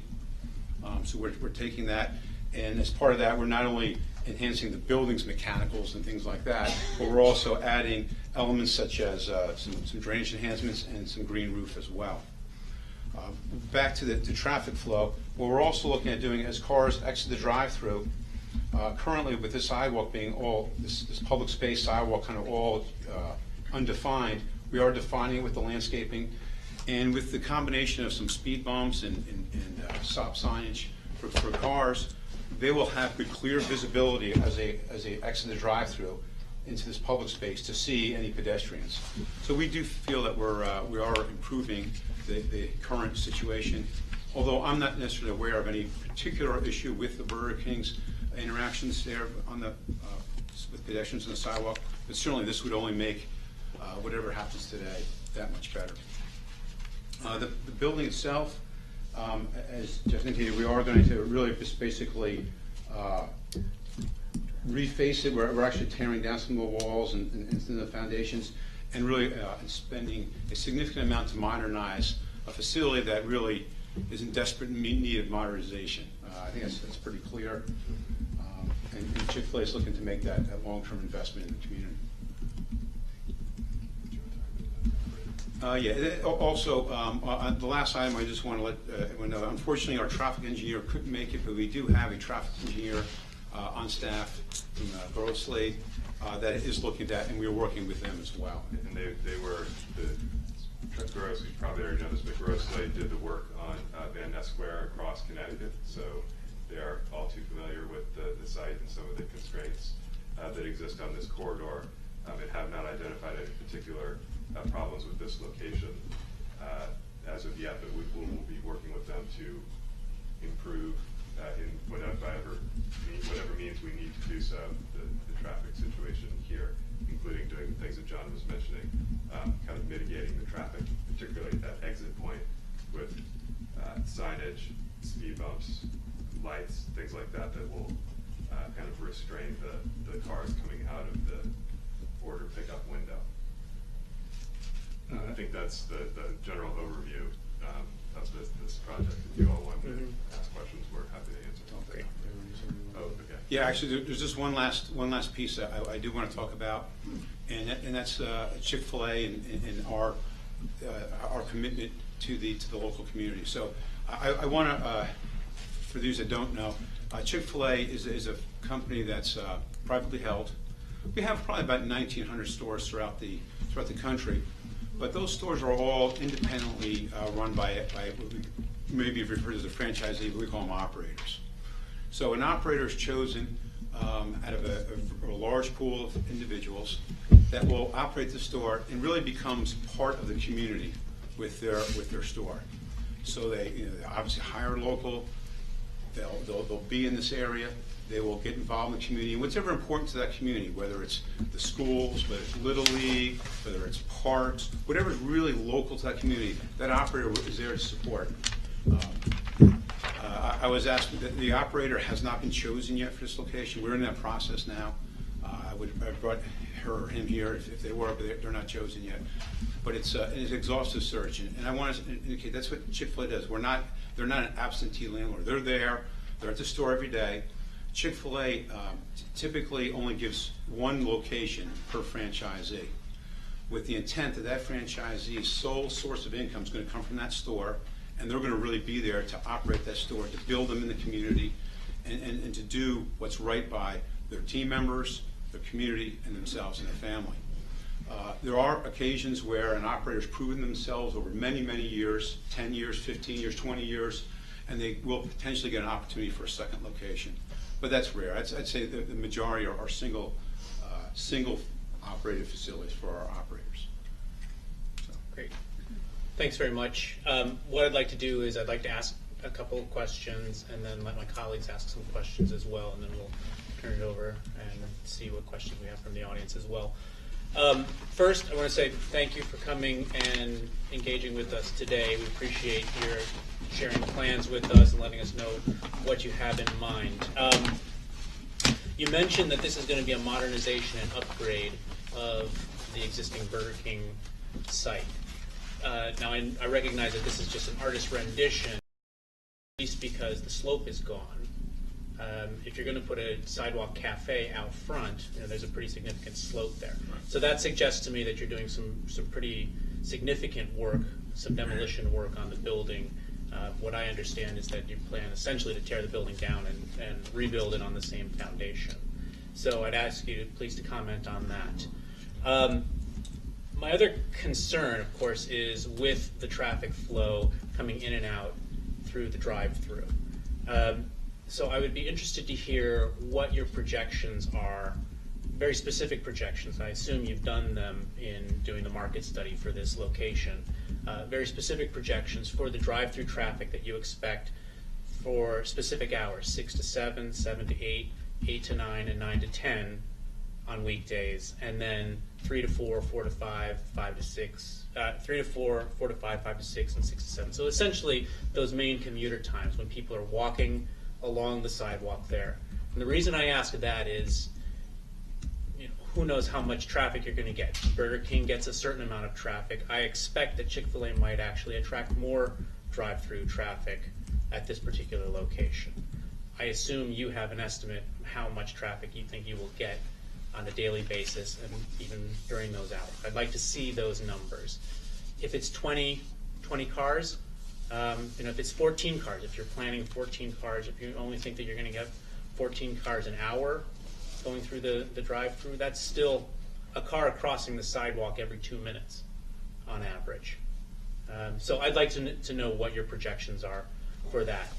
There's the issue of the pedestrian safety of all of these cars crossing the sidewalk, and there's also the issue of if for some reason you have more than 14 cars. Now it's true you can stack 8 cars before the menu board, but 6 cars only after the menu board, and those 8 cars have to merge in. So the traffic isn't going to flow in 2 lanes all the way through. It's going to have to merge, and it's going to slow down as you get to the single lane. So if you have more than 14 cars, now you're spilling out onto Connecticut Avenue. If you have those 14 spaces blocked up, then you're spilling, and the car is coming up north on Connecticut Avenue, trying to turn left. It's blocking traffic, waiting for a chance to go in. So all of these issues are a concern. I assume that you've looked at these things. I'd like to see sort of your projections and how your traffic engineers are planning to address some of these things. And then my third point is simply to ask, why do we need 2 Chick-fil-A's within a half a mile of each other? What is the justification for doing this Chick-fil-A here relative to the one that you're planning up in Tenleytown, which is literally half a mile from here? So I'll answer your questions. First, with regards to the building and the elevations. The street elevation of the Burger King and the Chick-fil-A will be the same elevation. That will be exactly the same. So we're not going to be lowering that or raising that floor. It's connected to the sidewalk at the elevation. The sidewalk patio we're looking to do will be leveled off, and there will be an elevation change. I'm going to say it's approximately... It's about a foot down from this patio, come out, and then drop at the edge of the patio about a foot. It'll vary as it runs along the sidewalk. It's sometimes less than a foot, but about a foot to the new sidewalk. So we will flatten out the area for the patio, for the seating, but the finished floor of the building will stay the same. The building itself, we are leaving a couple walls and we're taking down some walls. So it's kind of a combination there. Really depends on a few factors. We did evaluation of that building and it needs work. Chick-fil-A is spending well over $3 million renovating the site to build this building up. So I think it's a fairly significant amount of money that we're looking to modernize this building. And that includes essentially, while some of the building will remain, we think the usable parts will remain, it's essentially a lot of it will come down, including some areas, the foundations themselves will be ripped out of the ground and new foundations installed. And then to answer on the traffic, so the studies. So I failed to mention, I apologize, the hours of operation. So Chick-fil-A does open 6:30 in the morning. We do sell breakfast. Not a huge seller, quite honestly, in the Northeast, but we do have chicken for breakfast. And we do close at 10 o'clock at night, and that's Monday through Saturday. We're closed on Sundays. The specific traffic flow projections are actually being done by growth slates. I don't have the breakdown in hour-by-hour counts, so I would have to defer on that information there. But I can tell you generally, the facilities such as this do a breakfast business that's I would say probably slightly more higher than the typical in the Northeast, but it's a low base to start with. So it's not a very significant amount of traffic we'll get in the morning hours. Generally, Chick-fil-A's are most busy at lunch and in the evening. So that's when we do the majority of our business. And this facility does have inside seating, similar to Burger King, so we have maximized the inside seating. We do have a little bit of on-site parking, as well as a lot behind us for some parking as well. So we kind of encourage folks to both dine in with us. That's certainly what we encourage, because we can provide them what we feel is the right customer service. We also do have the drive-through that allows folks to use that. On a typical suburban Chick-fil-A restaurant, the drive-through is about a little more than 50% of the business. It's about a 55% of the business flow. The exact numbers, I think our traffic engineer is working on now, but I would expect that to be probably somewhat similar here, that breakdown, that percentage breakdown. I don't know what Burger King's breakdown was specifically. I couldn't answer that question. Sure, I wouldn't expect. So, so with that, we are. So let me just to understand, roughly half of the business you expect to be through the drive-through. That's correct. And the predominance of your business will be lunch and dinner. That's correct. When the car is driving on Connecticut, will be going north. So to get into your drive-through, they'll be turning left to get off of Connecticut and into the drive-through. We'll be going across 2 lanes of traffic. Yeah. Okay. Because you get 4 lanes. 4 lanes going north and right. Okay. So Which is they'll be going across double lines. Yeah, which is a movement that occurs today. It's not like we're adding some movement that doesn't occur. It does occur today. But as far as Chick-fil-A does take a lot of care in the design of their drive-thrus. Since quite a significant portion of our business goes through drive-thru, we've really invested a lot of effort into making sure that runs and our customers have a good sense of satisfaction going to their drive-thru. No one wants to see a backing up the street. That doesn't do anyone any good. It certainly doesn't do us any good. So it's very important for us to move that cars through efficiently. And part of that is done by the dual ordering technology. So if you're behind somebody that's a van full of kids coming from a soccer tournament, you know that order's going to take a while, you have the ability to go to a different ordering station and actually place your order sooner and then get in front of that van. It happens all the time. But I think what's even more important than that is the placement of those ordering facilities on site. There is a specific need for a certain distance between when you pick up and when you order and pay, or when you order and when you pick up and pay. There needs to be enough time to prepare that order properly. So Chick-fil-A has invested a lot of effort, and this facility here incorporates that design. So we feel it's a very efficient movement of cars coming through, and this way that will minimize any potential for backup out onto Connecticut Avenue. Okay, and then just if you could comment, or one of you could comment on the thinking behind putting 2 Chick-fil-A's within half a mile of each other. Sure. That's probably closest for me to talk about, although that's not actually my area of expertise. But essentially, Chick-fil-A has looked at developing in cities locations, urban locations. A few years ago, we tested our first ones out in Chicago. We were fairly successful. We opened one in Baltimore recently. We've opened the one here in D.C. And they're doing well. We opened a site in New York City as well, and are planning a few more there. We recognize what the sense of the entire country is going more to that urban environment. So we're learning that. We're adapting. And so the densities of the stores can be closer together. So when in a suburban area where things are spread out, yeah, you wouldn't put them necessarily a mile or 2 miles apart. You probably put them 4 miles apart. But in urban locations, you can put them all closer together. To give you an idea, in the New York City location we just opened up at 37th and 6th Avenue, we're putting another store 8 blocks away on 46th and 6th. So that's the idea that I guess it's 9 blocks. So my math is off. But that's probably 1/8 of a mile. So that that's what we're looking at here. So there's again, I can't speak to the exact specifics, but that's the general idea. Go ahead. Well, thank you for coming. It was nice meeting you all last Friday. I have some specific questions.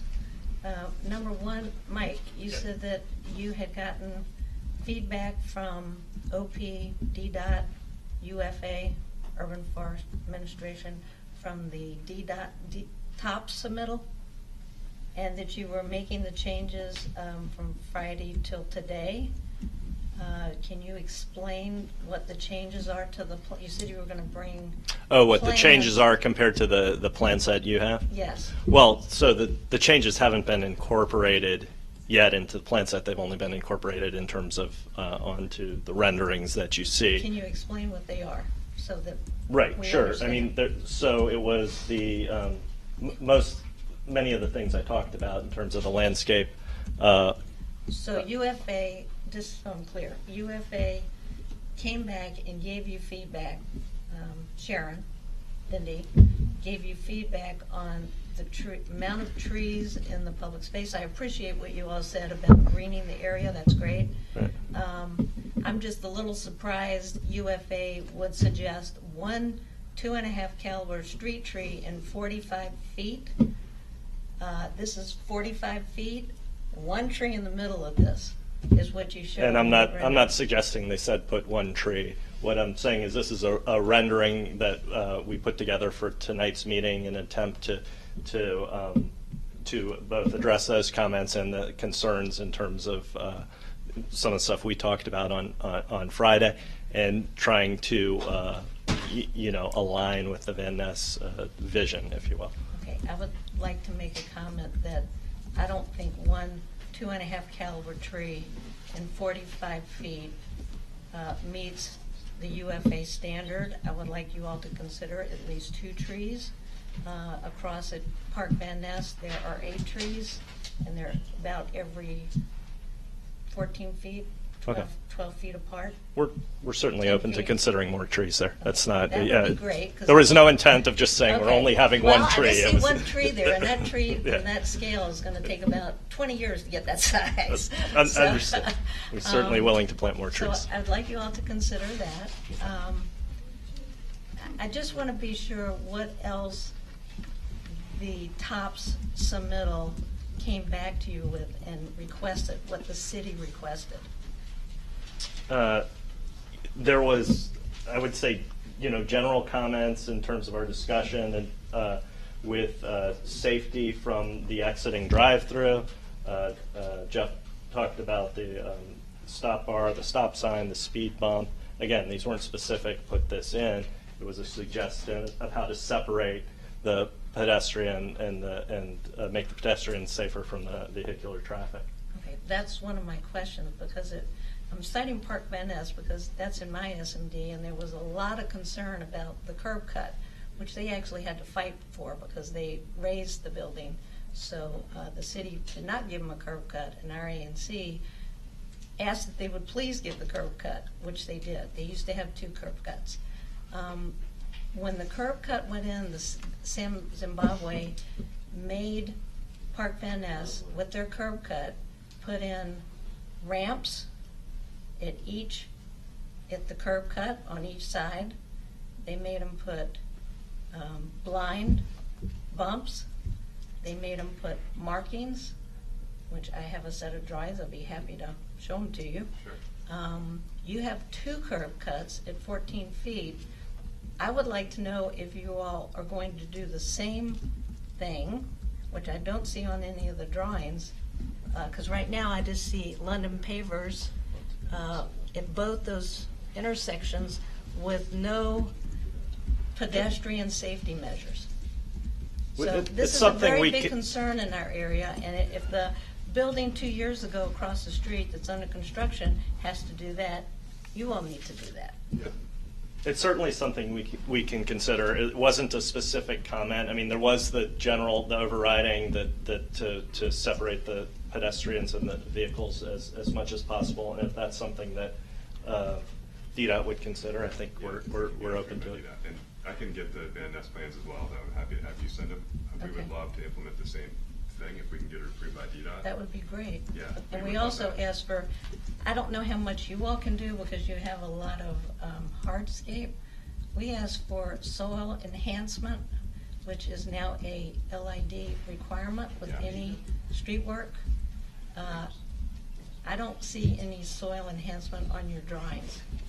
So I would like that addressed as well, because Park Van Ness, we also asked them to do that because they were before the standards by the UFA and stuff. It's not UFA. What's the group that did the LID?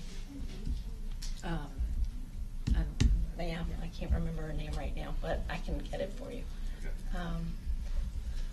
That's a big issue that needs to be addressed, because the trees and the plant material just can't grow with all this substructure, because all the utilities are under the sidewalk there. Yeah, and the metro and yes. Work backwards. Yeah. Correct. Could you sorry. This just emphasizes that I think we need to have more time and more discussions with Chick-fil-A about what you have in mind. And we didn't. So we're certainly open to that, and I think everyone at the table knows, but just for everyone here, I mean, we had originally been on the agenda for Thursday with this Public Space Committee. We have asked for and received a delay of that, and I mean, and the intent, and that was at the request we had met last Friday, but the intent to work with you more. And a delay until when, did they say? We've delayed it a month, but if discussions continue and we would need to delay it further, we're willing to do that. So thank you.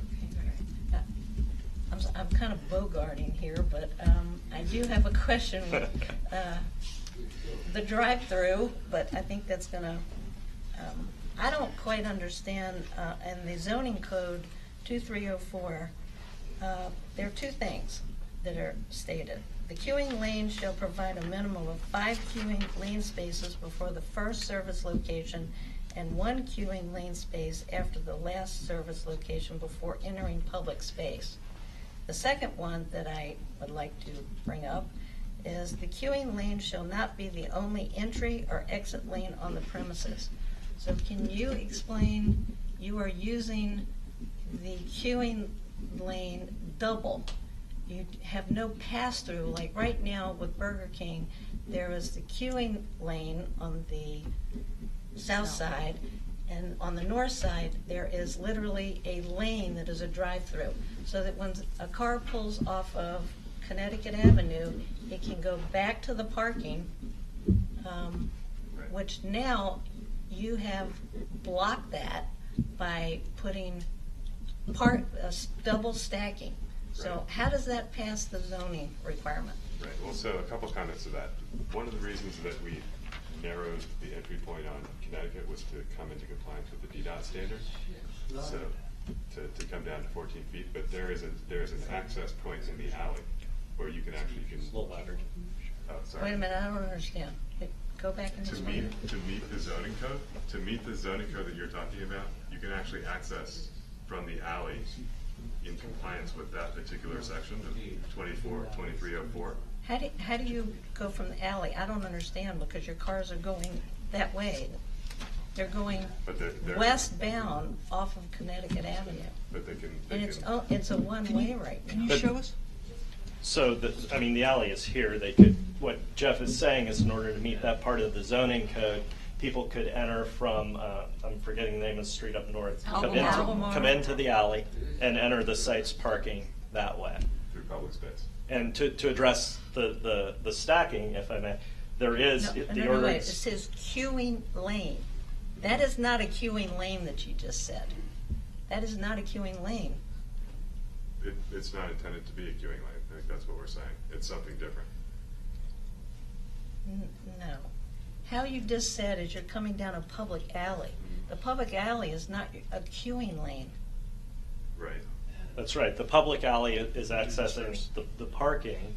The queuing lane for the order station, which you referred to, we do have the 5, more than 5 actually. When it's double, it's 10 or more queuing.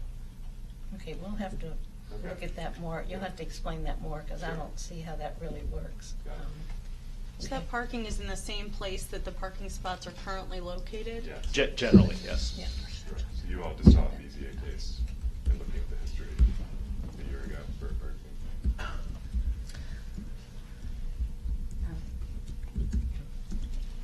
King.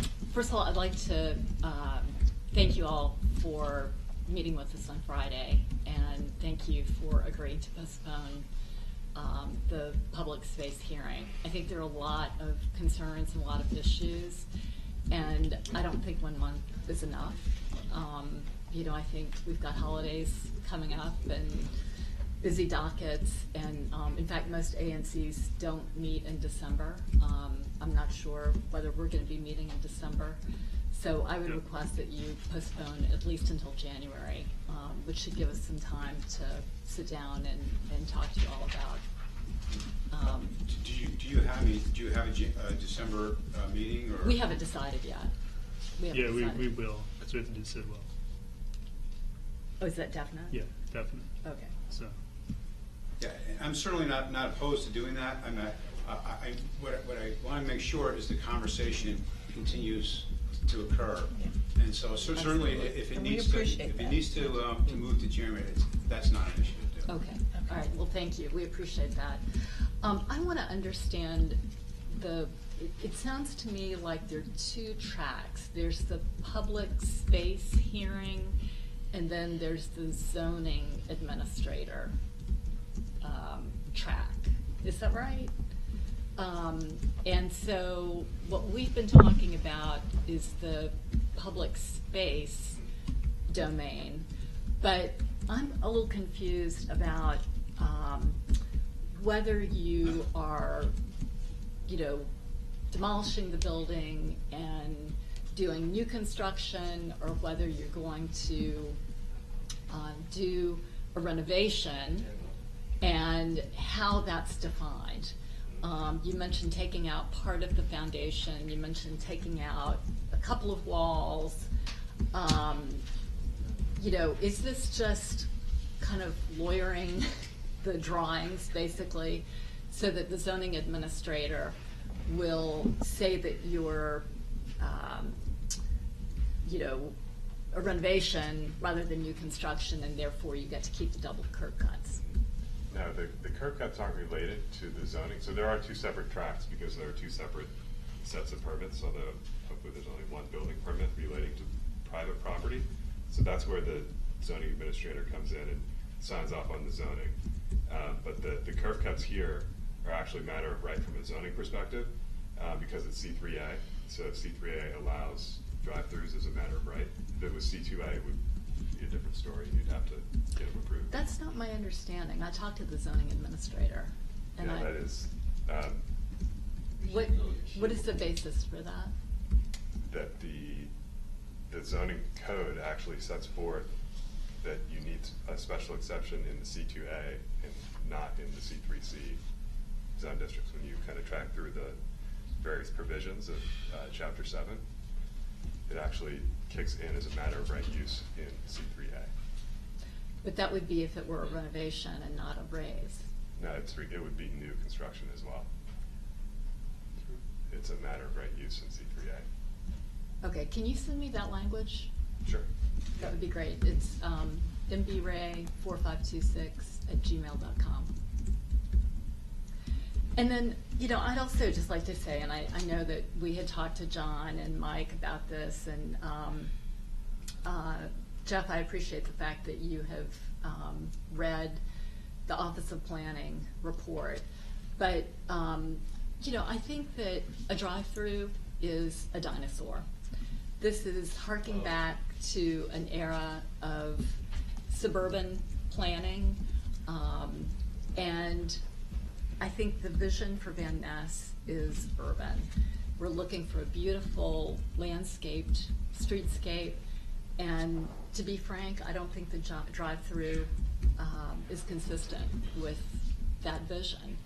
And I think I respect your long-term commitment to the neighborhood, and I respect the investment that you all are going to make. But it concerns me that that's kind of the vision, that your vision that you're presenting to us tonight. But I also understand that in other cities, such as Birmingham, you all were able to adapt to an urban setting and eliminate the drive-through. So I would just ask you to consider that carefully. Here, here. Sort of following up on what Mary Beth said, I share her concerns, I know many of us do, about the drive-through for all of the reasons we've discussed. I have heard that you may be looking at other models for the drive-through, for instance, leveraging the public alley instead of having a separate exit. Is that the case? If so, what are you looking at, and is that part of the study that is currently ongoing? Well, I can say that certainly we did look at other options early on, but they had their own issues that we feel that was actually significantly more impactful than the existing location. So We chose not to continue to explore those, and that's where we're sticking with this design. Not to say that we're certainly willing to look at the options if someone has something that can address the concerns that we came up with, where it was kind of shifting traffic around, and it really wasn't operationally, didn't necessarily be functional. We're certainly willing to do that. So if you have some ideas, we're certainly willing to listen to that and incorporate what we can into this plan.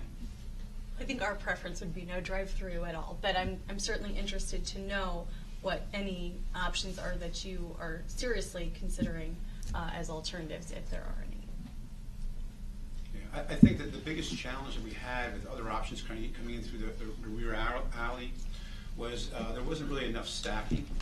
But, again, the ordering, the key on the drive-through is where the pickup window is, and this distance here back to the ordering stations. That distance it needs to be a set amount. It allows the operations to occur and fill the orders. And in trying to come up with a different scenario somewhere, it just really impacted the public alley or the parking back here, which is something that we were not looking to do. We were looking to leave the parking in the back just more or less as it has been approved in the past. Other than maintain it, which I understand Burger King maybe hasn't been the best neighbor in doing that, we can certainly improve that situation. These bushes down on the bottom, how tall are they supposed to be? On the south side, yeah, right there. I just want to make sure there's no problems with people leaving the driveway and not seeing pedestrians as they walk out. Yeah, I mean, they'd be on the order of 36 inches, we would plant something that would be below the driver window so that wouldn't be an issue. Okay. Yeah, it's sort of to make both drivers and pedestrians aware, but obviously without blocking the view. I mean, it's a good point, but yeah. Okay. And John, I just have a question for you, and I don't mean to put you on the spot, but I've gotten some emails from my constituents about it, and one thing, and you kind of brought it up about the work in the community you like your stores to have and the connection with it, and our city is a very diverse place that values the equality of everyone who lives in it, and a few years ago you guys made some headlines, sort of not exactly maintaining that same commitment to equality I think we have. If you would take a few moments, I know some things have changed, and if you could talk to how you see your company fitting in with the values that our community has. Sure, and to address that, the comments that were made about a little over 3 years ago was made by one individual, our CEO, which did not reflect the values of our company. Chick-fil-A is an equal opportunity employer. We honor all of our customers and team members with dignity, respect, and honor. So we're not portrayed. We're not the way we're portrayed sometimes. So to that point, I think it's important to realize that the operator itself, as chosen here, makes all their own decisions when it comes to hiring and firing. Chick-fil-A corporate has no influence on that. We do choose the operator, but at that point, it's that person's store. We literally will hand them over the keys to run that store for a very small investment. Unlike a typical franchisee, where you need to have deep pockets, I mean, you need about $500,000, $1 million. Chick-fil-A only requires a $10,000 refundable deposit to be an operator. So that $3 million investment we're going to make, we're going to hand them over, and that individual will hire and fire as they see fit. They make those own decisions. And as far as being diverse, I mean, we do have, I know there's talk about it being a Southern Baptist company, and it's awesome. Well, I'm not that religion, and I work for Chick-fil-A. A lot of the operators aren't that religion and work for Chick-fil-A. They're not all men. The operator at District Heights, it's a woman, Jesse's fairly new to the system. She's been trying to be an operator for a long time. She's an African American. So I know that the media may portray that we have a certain stereotype because that's what sells. That's not who we are. If you get to know who Chick-fil-A is, and you get to know the local operators in our stores, then you'll say no. I want Chick-fil-A. I want that as part of my community, and that's what we strive for. Thank you. So I guess I had a quick question. So there's a car wash next door. In prime time, we have constant problems with the entire lane of Connecticut being backed up around to Albemarle, and they'll stack 30 cars. And they have a guy that literally, his job is to stay on the corner and like keep traffic moving. So I mean, I guess I was doing some rudimentary calculations based on the averages that you guys publish or give to magazines and stuff. And I guess Chick-fil-A has the highest number of cars always in their drive-thrus across country. I think it's like 6, which is a lot more than the Burger King, which pretty much has no business in the moment. You also have the slowest drive-through times in the country. I think it's like 3.5 minutes is the average person sits. Yeah, that's not correct. Okay, that's what was published. And I think it goes back to your whole quality thing or something, is how they described it. But I guess my question is prime time. I mean, so I got 35 cars stacked going into the car wash. I got 10 more going to second lane in Connecticut. Got some guys making lefts. I guess how's your whatever local person operator going to manage that? Is there going to be a staff member who's going to do that? Do I have to call MPD? Like what do I have to do? So, I mean, certainly that's why we have grossly looking at that issue right now, our traffic engineers, trying to better understand how that stacking is. Again, we did try to maximize the on-site availability for cars to stack on-site. With this design, I think there was somewhere around 14 cars they counted we could get on-site, which is pretty good. So if you said the average is 6, I mean, we're more than double that number to keep on-site. Not to say that we have no control over our neighbors in the car wash, and I agree with you. I'd love for them not to stack out on the street. But I can tell you that, unlike them, we have some place on site to stack. As you recall, with the car wash, as you enter the car wash, you actually, if you're the first car, you're still stacking in the public space. We have 14 cars on site before you get to the public space to stack. So, I mean, I think we're doing what we can. I can't control how they operate their business. I mean, if it takes to have some sort of, it sounds like what you're telling me is that I'm going to need some sort of person out there to manage my traffic, not to manage my traffic, but to kind of manage the car wash, not affecting my traffic. If that's what it takes, Chick-fil-A would do that, but we'll see what our traffic engineer comes back with their recommendations. And just for a visual on that, what John was just saying, because I think it is important. I mean, everyone knows the car wash. It's been here, since Jeff and I were talking. We think the 40s, but a long time. And but anyway, so this is our ordering station where John mentioned we can get 14 cars here. I mean, this is in essence their ordering station. I mean, it's right here, basically in the public space. I mean, it wouldn't be approved today. So I mean, it's a big. There's 2 lanes here, there's 1 lane here, and the car has to stop right here. I don't know exactly how their operation works, but I assume pay some sort of, put a credit card in the machine or something. I mean, we were certainly, when we met on Friday, we witnessed it firsthand sitting right next door. So very, very aware of what you're talking about, definitely. We met at Bread First. Yeah. Right behind the. I think, just to echo the commissioner, as part of that traffic study, it would really like an in-depth look at the interplay with the car wash. It would be very helpful. We certainly don't want 2 lanes blocked on Connecticut Avenue. Yeah. One for the car wash and one for Chick-fil-A. Understood. Neither do we. Neither do we. I mean, in all seriousness. And plus another lane for people turning left who are going north. Can you imagine at rush hour when they close those lanes, it would truly be a disaster. And just, has it been considered limiting an individual's ability to turn left out of the exit and make it right turn only? I think that's how it is now. Is that how it is? Yeah, there's a sign. Yeah. There's a little tiny sign. It's right. So it really hasn't been brought up yet, but I think, I don't know, I mean, it's something we would. Yeah, we've talked about it internally, but we haven't reached that level of detail. Going back to our conversation, it's kind of all related. That's a good point, and we'll definitely look into that. Thank you. Dave.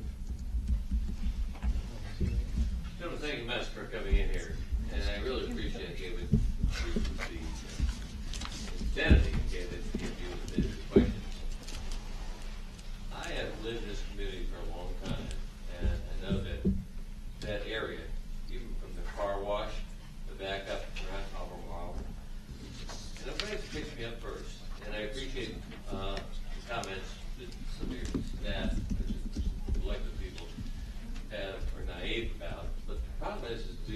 is this. What you're going to do has nothing to do with the argument of continent of anything, okay, that the success is, we know what the incumbent realtor did, which is, well, that many years ago, a long time ago, was a fine thing. Today, it's, and I looked at everything you guys have done. Regardless of that real estate you see there, the car wash, the around the corner thing, the responsibility, it's called quality of service. I don't know if you've been Chick-fil-A, but my grandchildren have, and they like it. More important is this assessment is actually the questions you've got were so skewed. This is going to be a good thing for our community, and they cannot control the traffic coming in, going out, because that's DDOT is responsible for that. The background where actually, has anybody here from this board taken that their car to the car wash? Yes or no? Yes. Sure. Yes. So when you get out, some people go to that that hamburger joint, and some people just you pull it over, park over there, wipe it off, and you get off or you go to the other side. Bottom line is real simple. This thing is one of the greatest things coming out of the Northwest, South. You guys did a great job. This responsibility is hands down. This is an asset to our community. The logistics about driving a car in, going out, and I appreciate your question. It had no value at all. So, bottom line is real simple, that this community, this thing is going to have a great opportunity to move it forward. And to question anything about the investment they're making here, you want to stay to that hamburger joint? Or do a great responsibility. Now, how many children love going to this place? And the programs are not going to be sort of the way we were, it's the way we are. And I appreciate, I want to thank you guys for coming here with your program. And all the naysayers, they don't get it. Moving forward. Thank you, Dave. Yeah. Okay, I have 3 questions. I'll try to remember I have 3. Can everybody state their name before they? I'm Kate Bell, and I live down the street. Sorry, but everybody needs to state their name. 1, at Tenleytown, is that a drive-through? The answer to that is no. Okay. 2 is emergency vehicles, can they get through with this street pattern?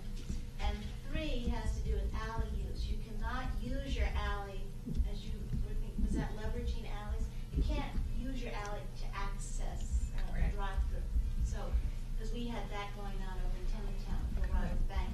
So there are limitations to the site, but now I'm concerned about the emergency vehicles and the way you have that arranged there with under driving through, under the green roof. The clearance? You mean the clearance? No, she's talking about the double queuing. And backward, backward turning and all this.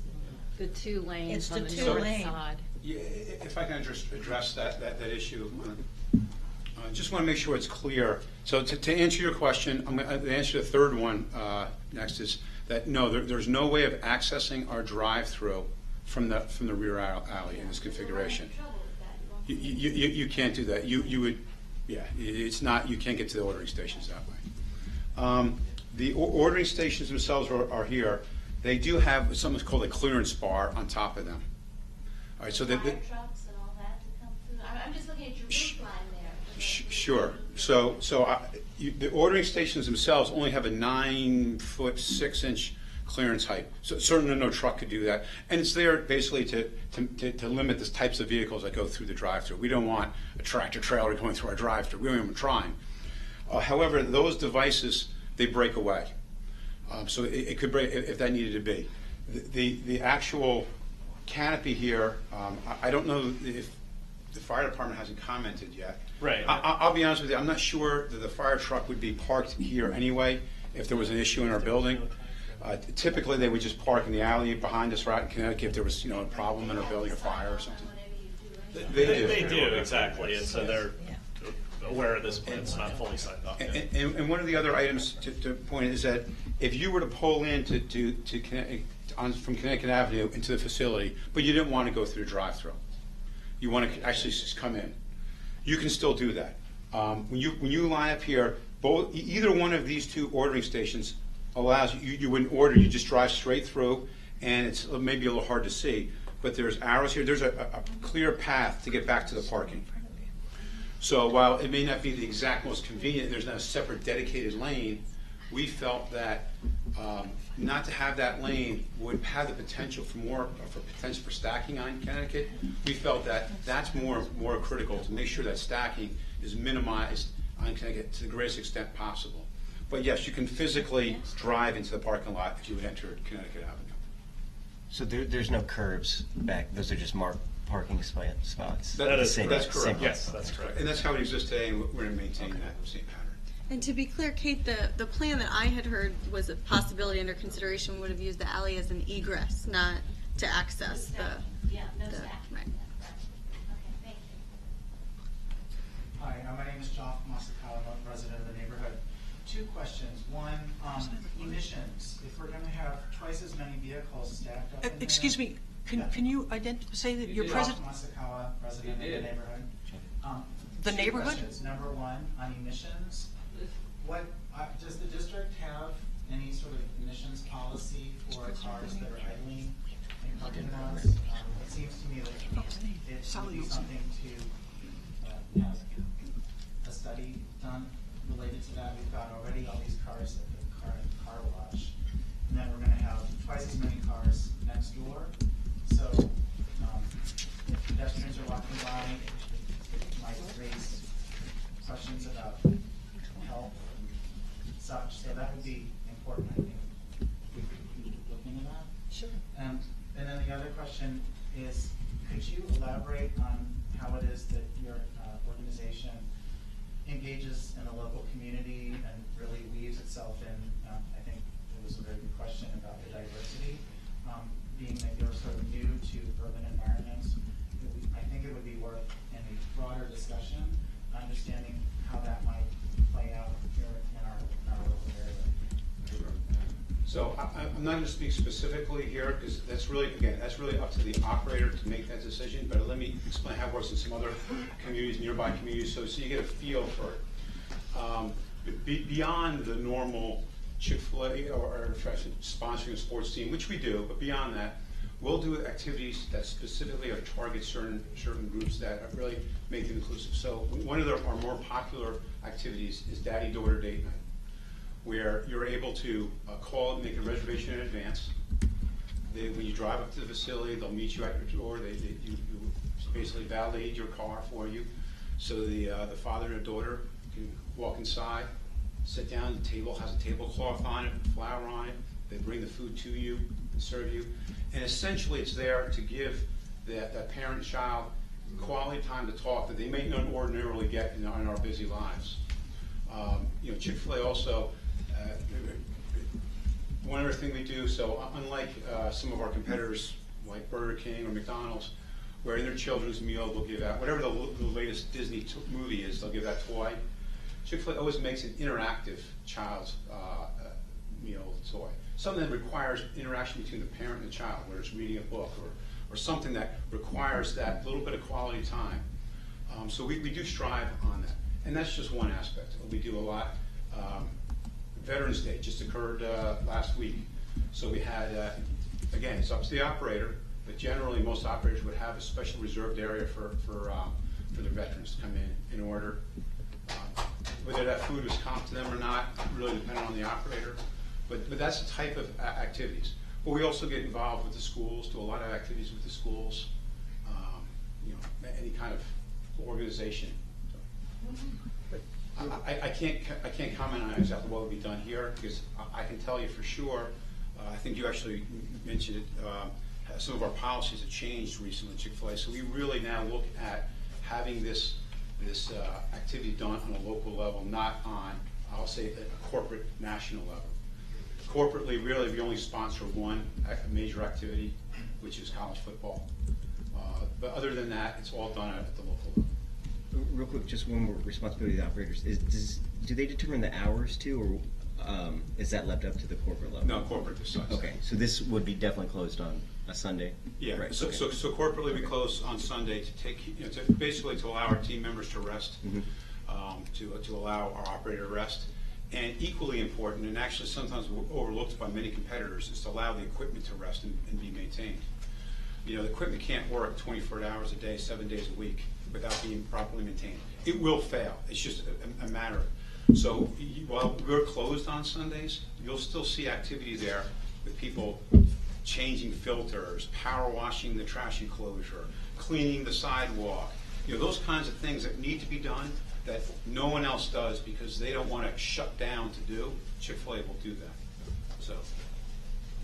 You mentioned that there have been these changes in corporate policies that have some bearing on the concerns that have been raised about the consistency of, or the compatibility of your company's values with our community.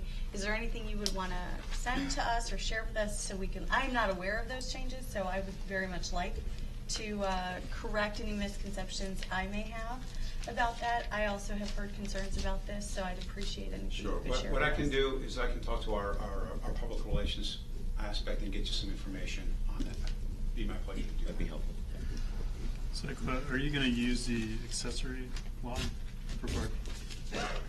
For parking as it is now. So I guess under the most recent zoning order, there's a requirement to make it permeable at some point. Is this the time to do that since you're putting $3 million into this already? I don't think it's something that we've talked about yet. That could be wrong. I'm not fully up to speed on that. Okay. Yeah, you might. I mean, I guess I don't know that order. Let's say year. You're saying it is in the zoning? It's in the zoning order for the accessory lot. It has you have 10 years from the order date. I think 10 years to convert it to permeable. And that occurred like last year, right? Ago. 2 So years ago. I mean, that lot's kind of a bunch of garbage potholes anyway. So maybe this could be a good time to do that. Yeah, I have to. I'm not aware of that, Jeff. If you could just find out. I'll look at that. That's We requested that for the lot behind Bread First. Yeah. Yeah. No, it's the same. Same. it's the same. Okay. My name's Gary Molaski. I also would like to thank you for your meetings with us. When we met on Friday, I suggested you look at some other ways, online ordering apps and that kind of thing. I know your company doesn't have a lot of experience with that.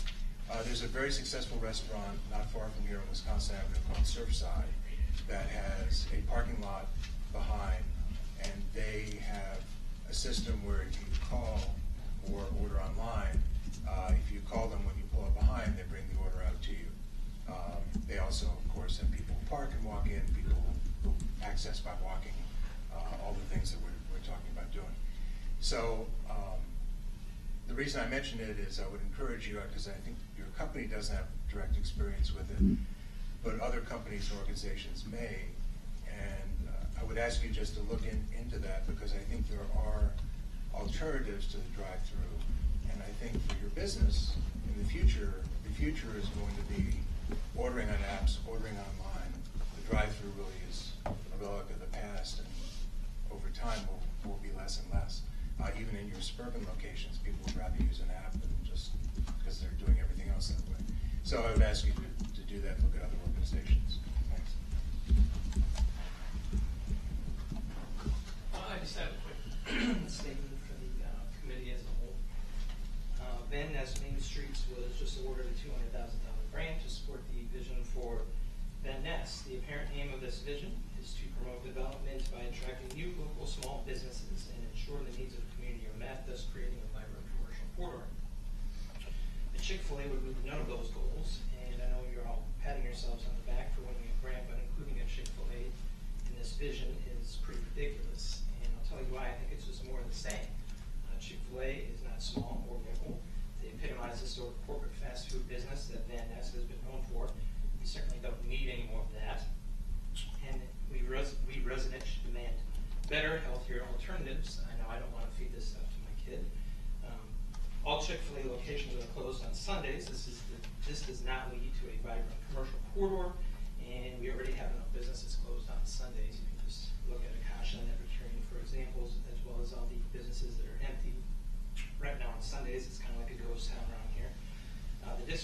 Columbia is known for being diverse, tolerant, and inclusive, despite what Mr. Martinez says business practices of Chick-fil-A are disgusting and should have no place here. Chick-fil-A is very outspoken in their opposition to marriage equality, and they donate millions to anti-gay organizations. There have been examples of employees who come out as gay and were told that they would not be able to advance within the company. This is blatant discrimination and has no place in the city. Tonight I'm urging all of you to vote to reject their permit application and keep Chick-fil-A out of our neighborhood, because this is not the sort of development that we need here. We in Van Ness can do better, more pedestrian friendly, bodega perhaps, or something like that. I do have a start on some paper petition. I'm going to hand in some signatures right now. I'm getting email and online petitions going as we speak. What is your name? Yeah, Paul Smiskel.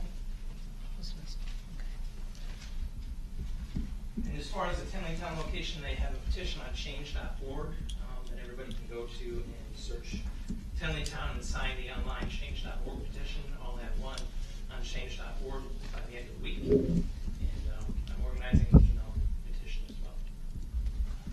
Thank you. Thank you. My name is Jasmine Gibson. I work for a nonprofit that emphasizes play, and not just in destinations or places like Forest Hills Park, but play along the way. So I was just wondering how play would be incorporated could be incorporated into the Chick-fil-A design, not just sort of like the toys that they hand out, but also like the actual architecture of the building. I'm personally not familiar with your organization, so I need to understand a little bit more about it. Do you have some information you could I just said that to contextualize like why it's on my mind, but more like I know like this is kind of a bad example, but McDonald's has like the play space they have sometimes inside of their restaurant. But are there any Chick-fil-A models of having like places where families can send their kids to play like as a part of the restaurant? We do have those in locations. Yeah, like a play area, internal play area. Yeah, that is incorporated in many of our facilities. Is that a thought for this location? Currently, no. We can look at that.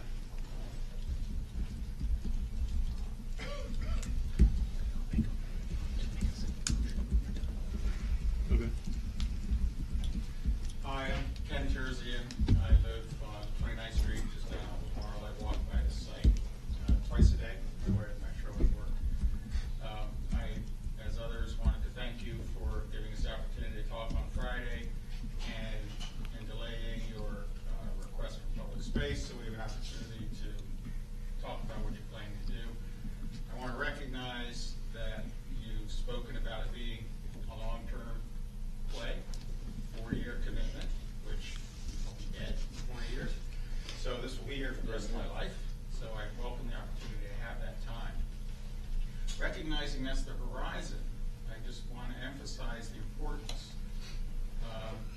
And when you look at your traffic studies, the folks that did Saul may be using information that's years old. You did your pedestrian counts. Don't know when they were counted. We've had for the last year sidewalks closed, 200 units coming online on one side of the street. Fannie Mae, which is empty, soon to be redeveloped. Multiple units happening in that side of the street. Intelsat, which is 500,000 square feet, essentially empty, which makes, excuse me, time speaking, please, on the record. A lot of office space in Intelsat that's being developed. So I think when we look at the projections of pedestrian traffic, we need to recognize that it's not necessarily today's counts. So let's do a little projection of what we think might be in the horizon for development. That's good. Good. Where do you want to do it? When we're done with the comments, I'll make a simple. You got a quick comment, Dave? One more? Yes, indeed I do. First of all, and I apologize for interrupting you, but Intelsat is not here. The former Intelsat is now in Alexandria, Virginia. However, what I like to see, and I'm very excited about your investment in our community. More important is I'd like to see you, and actually, with all due respect, my name is David Donaldson. I'm an at-large member of the Democratic State Committee, a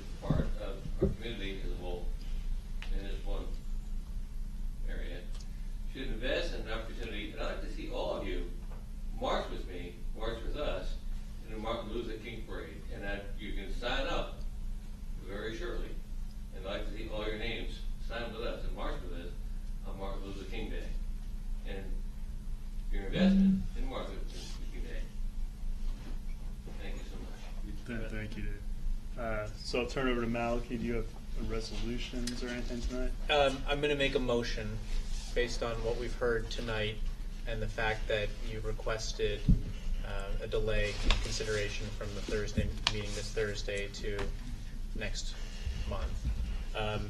Still think it's important for the ANC to be on the record putting something in. So I'll just make a simple motion to request DDOT defer consideration of permit 116016, which is the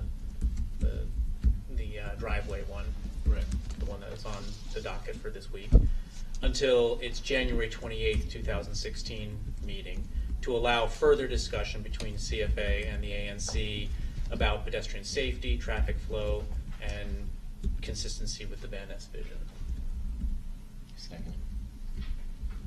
Is there any comments on the motion? Can we just add that? Well, I guess you are in complete agreement to postpone it for some period of time.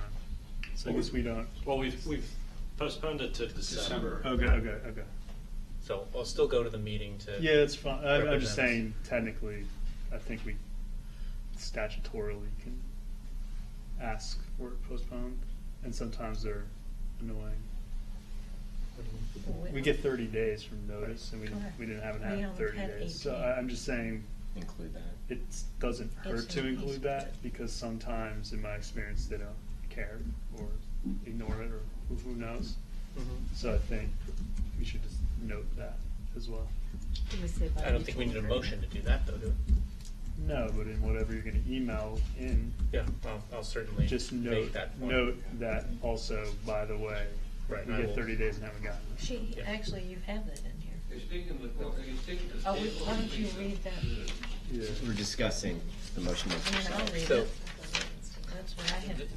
Yeah, stressing that the notification to ANC 3F was postmarked October 26, 2015, giving the ANC only 18 business days before the hearing rather than the 30 business days required. Yeah, something, I'll figure out how to say that all in English. Yeah, And the postponement is by mutual agreement. Yeah, and the postponement is by mutual agreement. I was adding that we get 30 days to respond and have not had 30 days. Well, can you repeat that statement so we publicly hear it? I just did.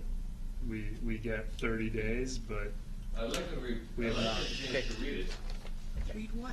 Do any commissioners have any questions? Just one question. Mary Beth had raised the point that really we might, given the holidays, need more than a month. Did we want to include that request as part of our resolution? I was asking until Yes. January. Okay, Yes, sorry, to didn't hear that. Can you read that to us? Actually, And that it's by mutual agreement. Okay, sorry, I didn't catch that part. and actually, I Now, have Mary Beth, we encourage him to read that. We will. We're talking about it. Give us a second, please. We'll give you a moment. Thank you. Could you clarify, there are two applications. Are both applications being heard at the same time, or are they separate dates?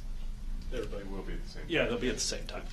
It's just the way Okay, we DDOT need to add processes that it. then. One is, I They, think, they require a separate one for the cafe, yeah. for the outdoor Yes, cafe. but you're going to be hearing them at On the the same time. agenda, it only lists the one, Right, it doesn't have both of them. but you're saying that nonetheless they will consider both, so we'll add the other one in. Yes, I would- here, that's what I'm yes, saying. yeah, that'd be Now, That'd be the intent. yeah, here. Yeah.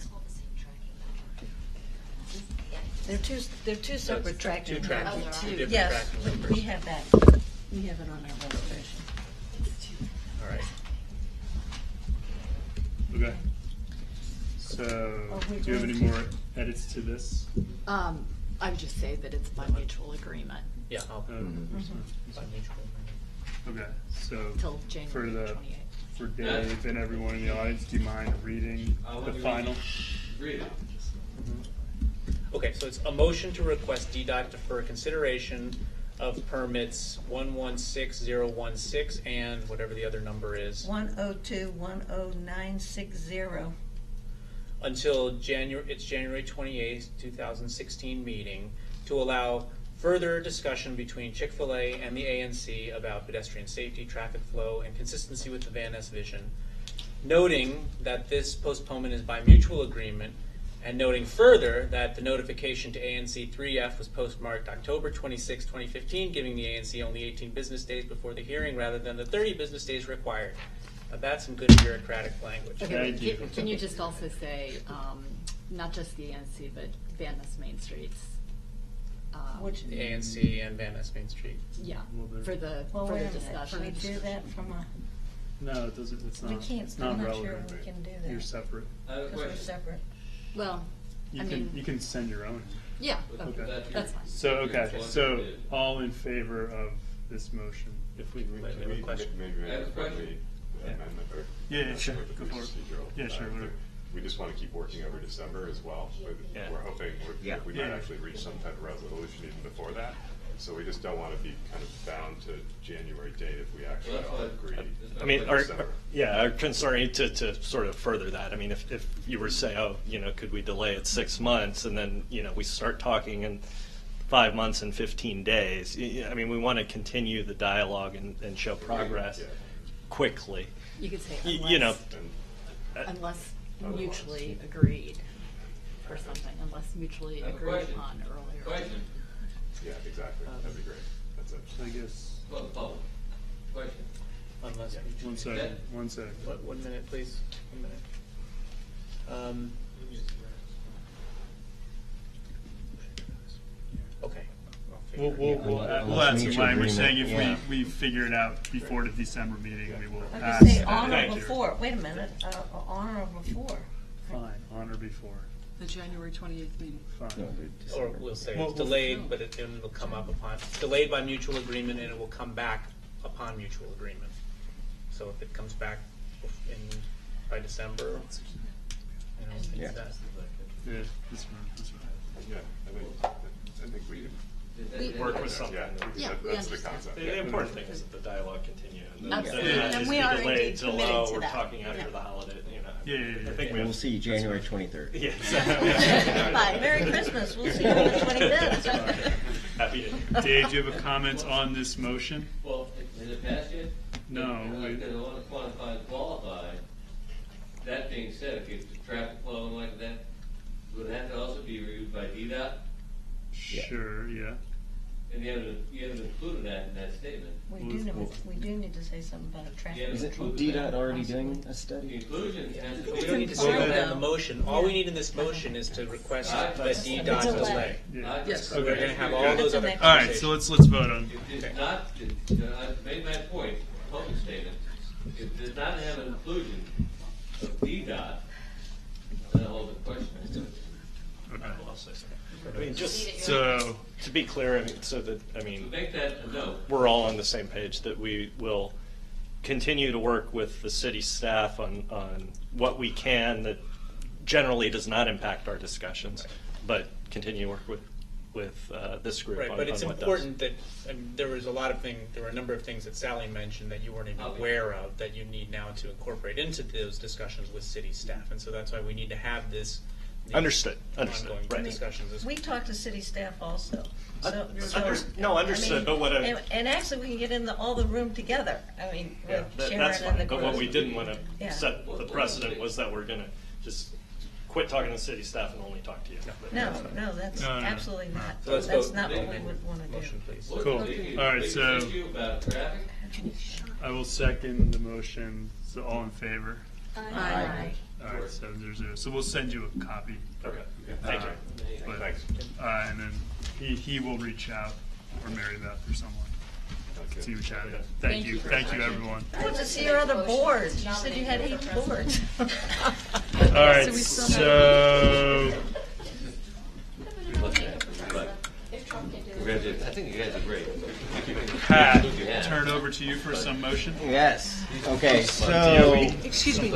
Excuse me. This is actually, do you want to sponsor it? Oh, sure. Yeah. I would be.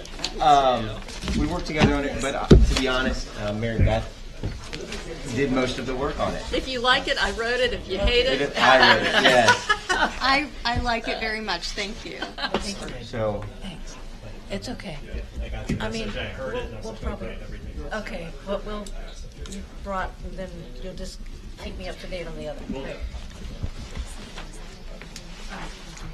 Basically, just to tee this up for Mary Beth before she introduces it, one of the key objectives of our new Soapstone and Melvin Hazen parks and Trails Committee Wait a minute, is, excuse me, can you say something, madam? And ask them to leave. it's to ensure clean water in our creeks. You know, as those of you who, and those of us who use soapstone and Melvin Hazen have noticed, you know, the sight and the smell suggest that they're not very clean. We were notified of the levels were, was it elevated? That's not, was it elevated? Yeah. And so, impaired, that was the word. That's the word. So we're basically asking for a little bit more information about that and some further testing. And so I'll throw it to you, Mary Beth. Right. So I'm down at Soapstone walking the dog every day, and I think everybody at the table has spent some time down there. If not, you should spend more time. And there is frequently a strange color, which suggests an algae bloom. There are really bad odors, which suggests something that doesn't really belong in there. And in fact, in support of that, DDOE reported to Congress and the EPA that the water quality in Soapstone and Melvin Hazen is impaired by E. coli. So our own David Bardeen tried to get the statistics on that to understand what the standard is and what the E. coli counts are.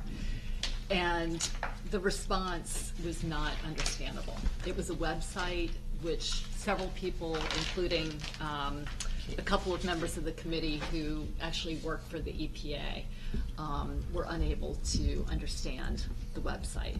So the upshot of this is to find out what the statistics are and what they mean. So can I just run through it quickly? Yeah, okay.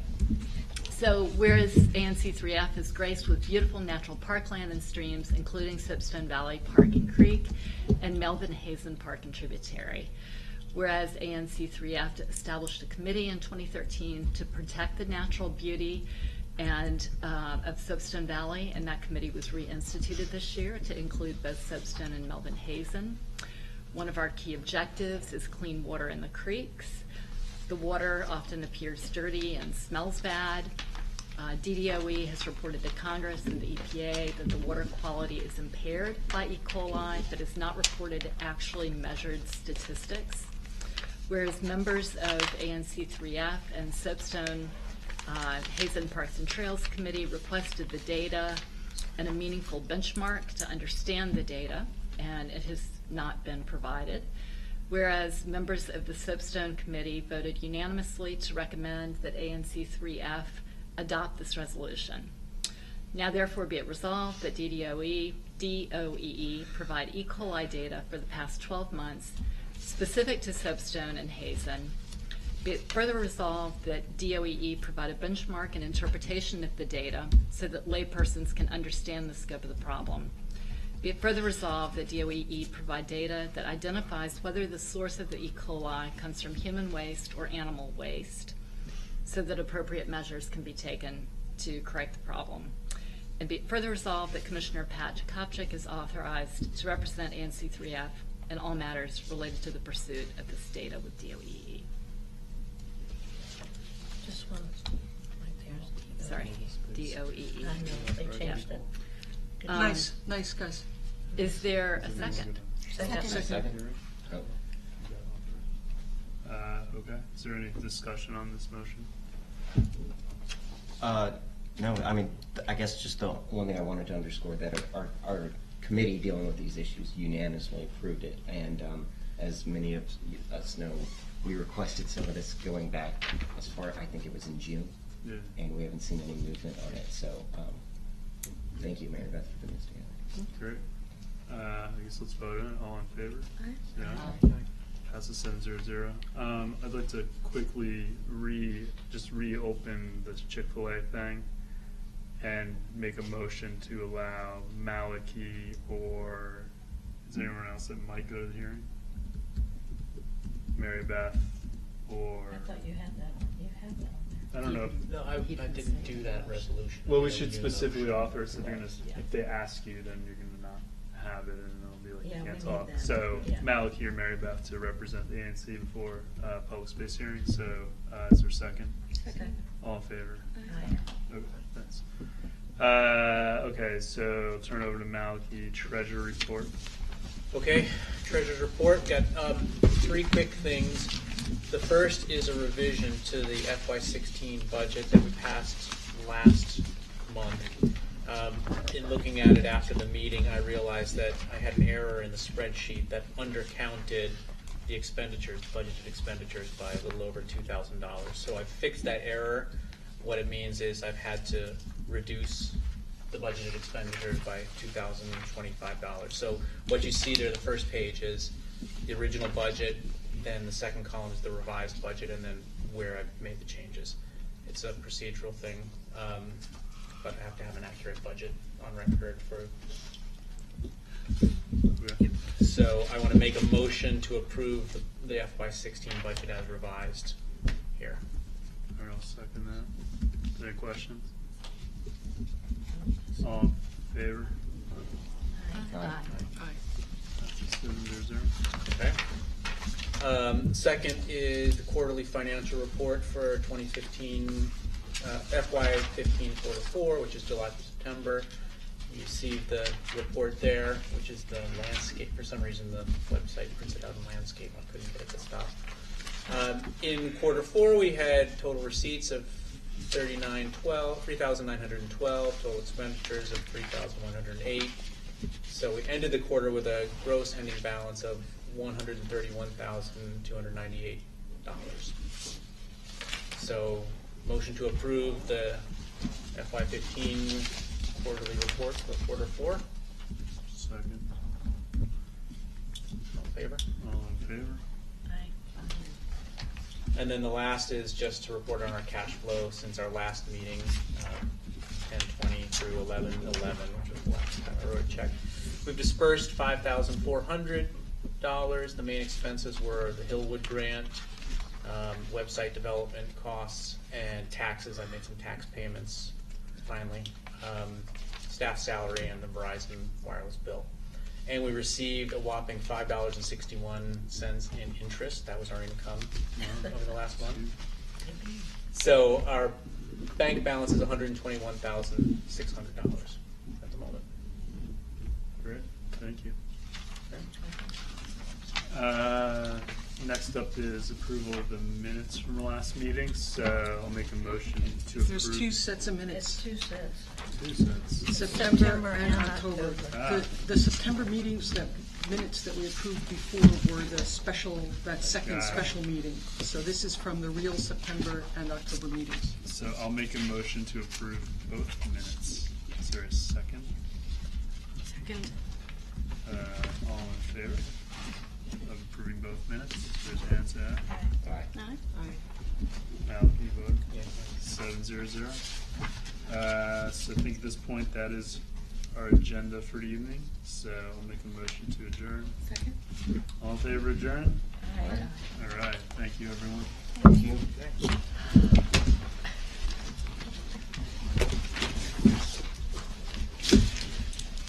Are we turned off? Yeah, are we turned off?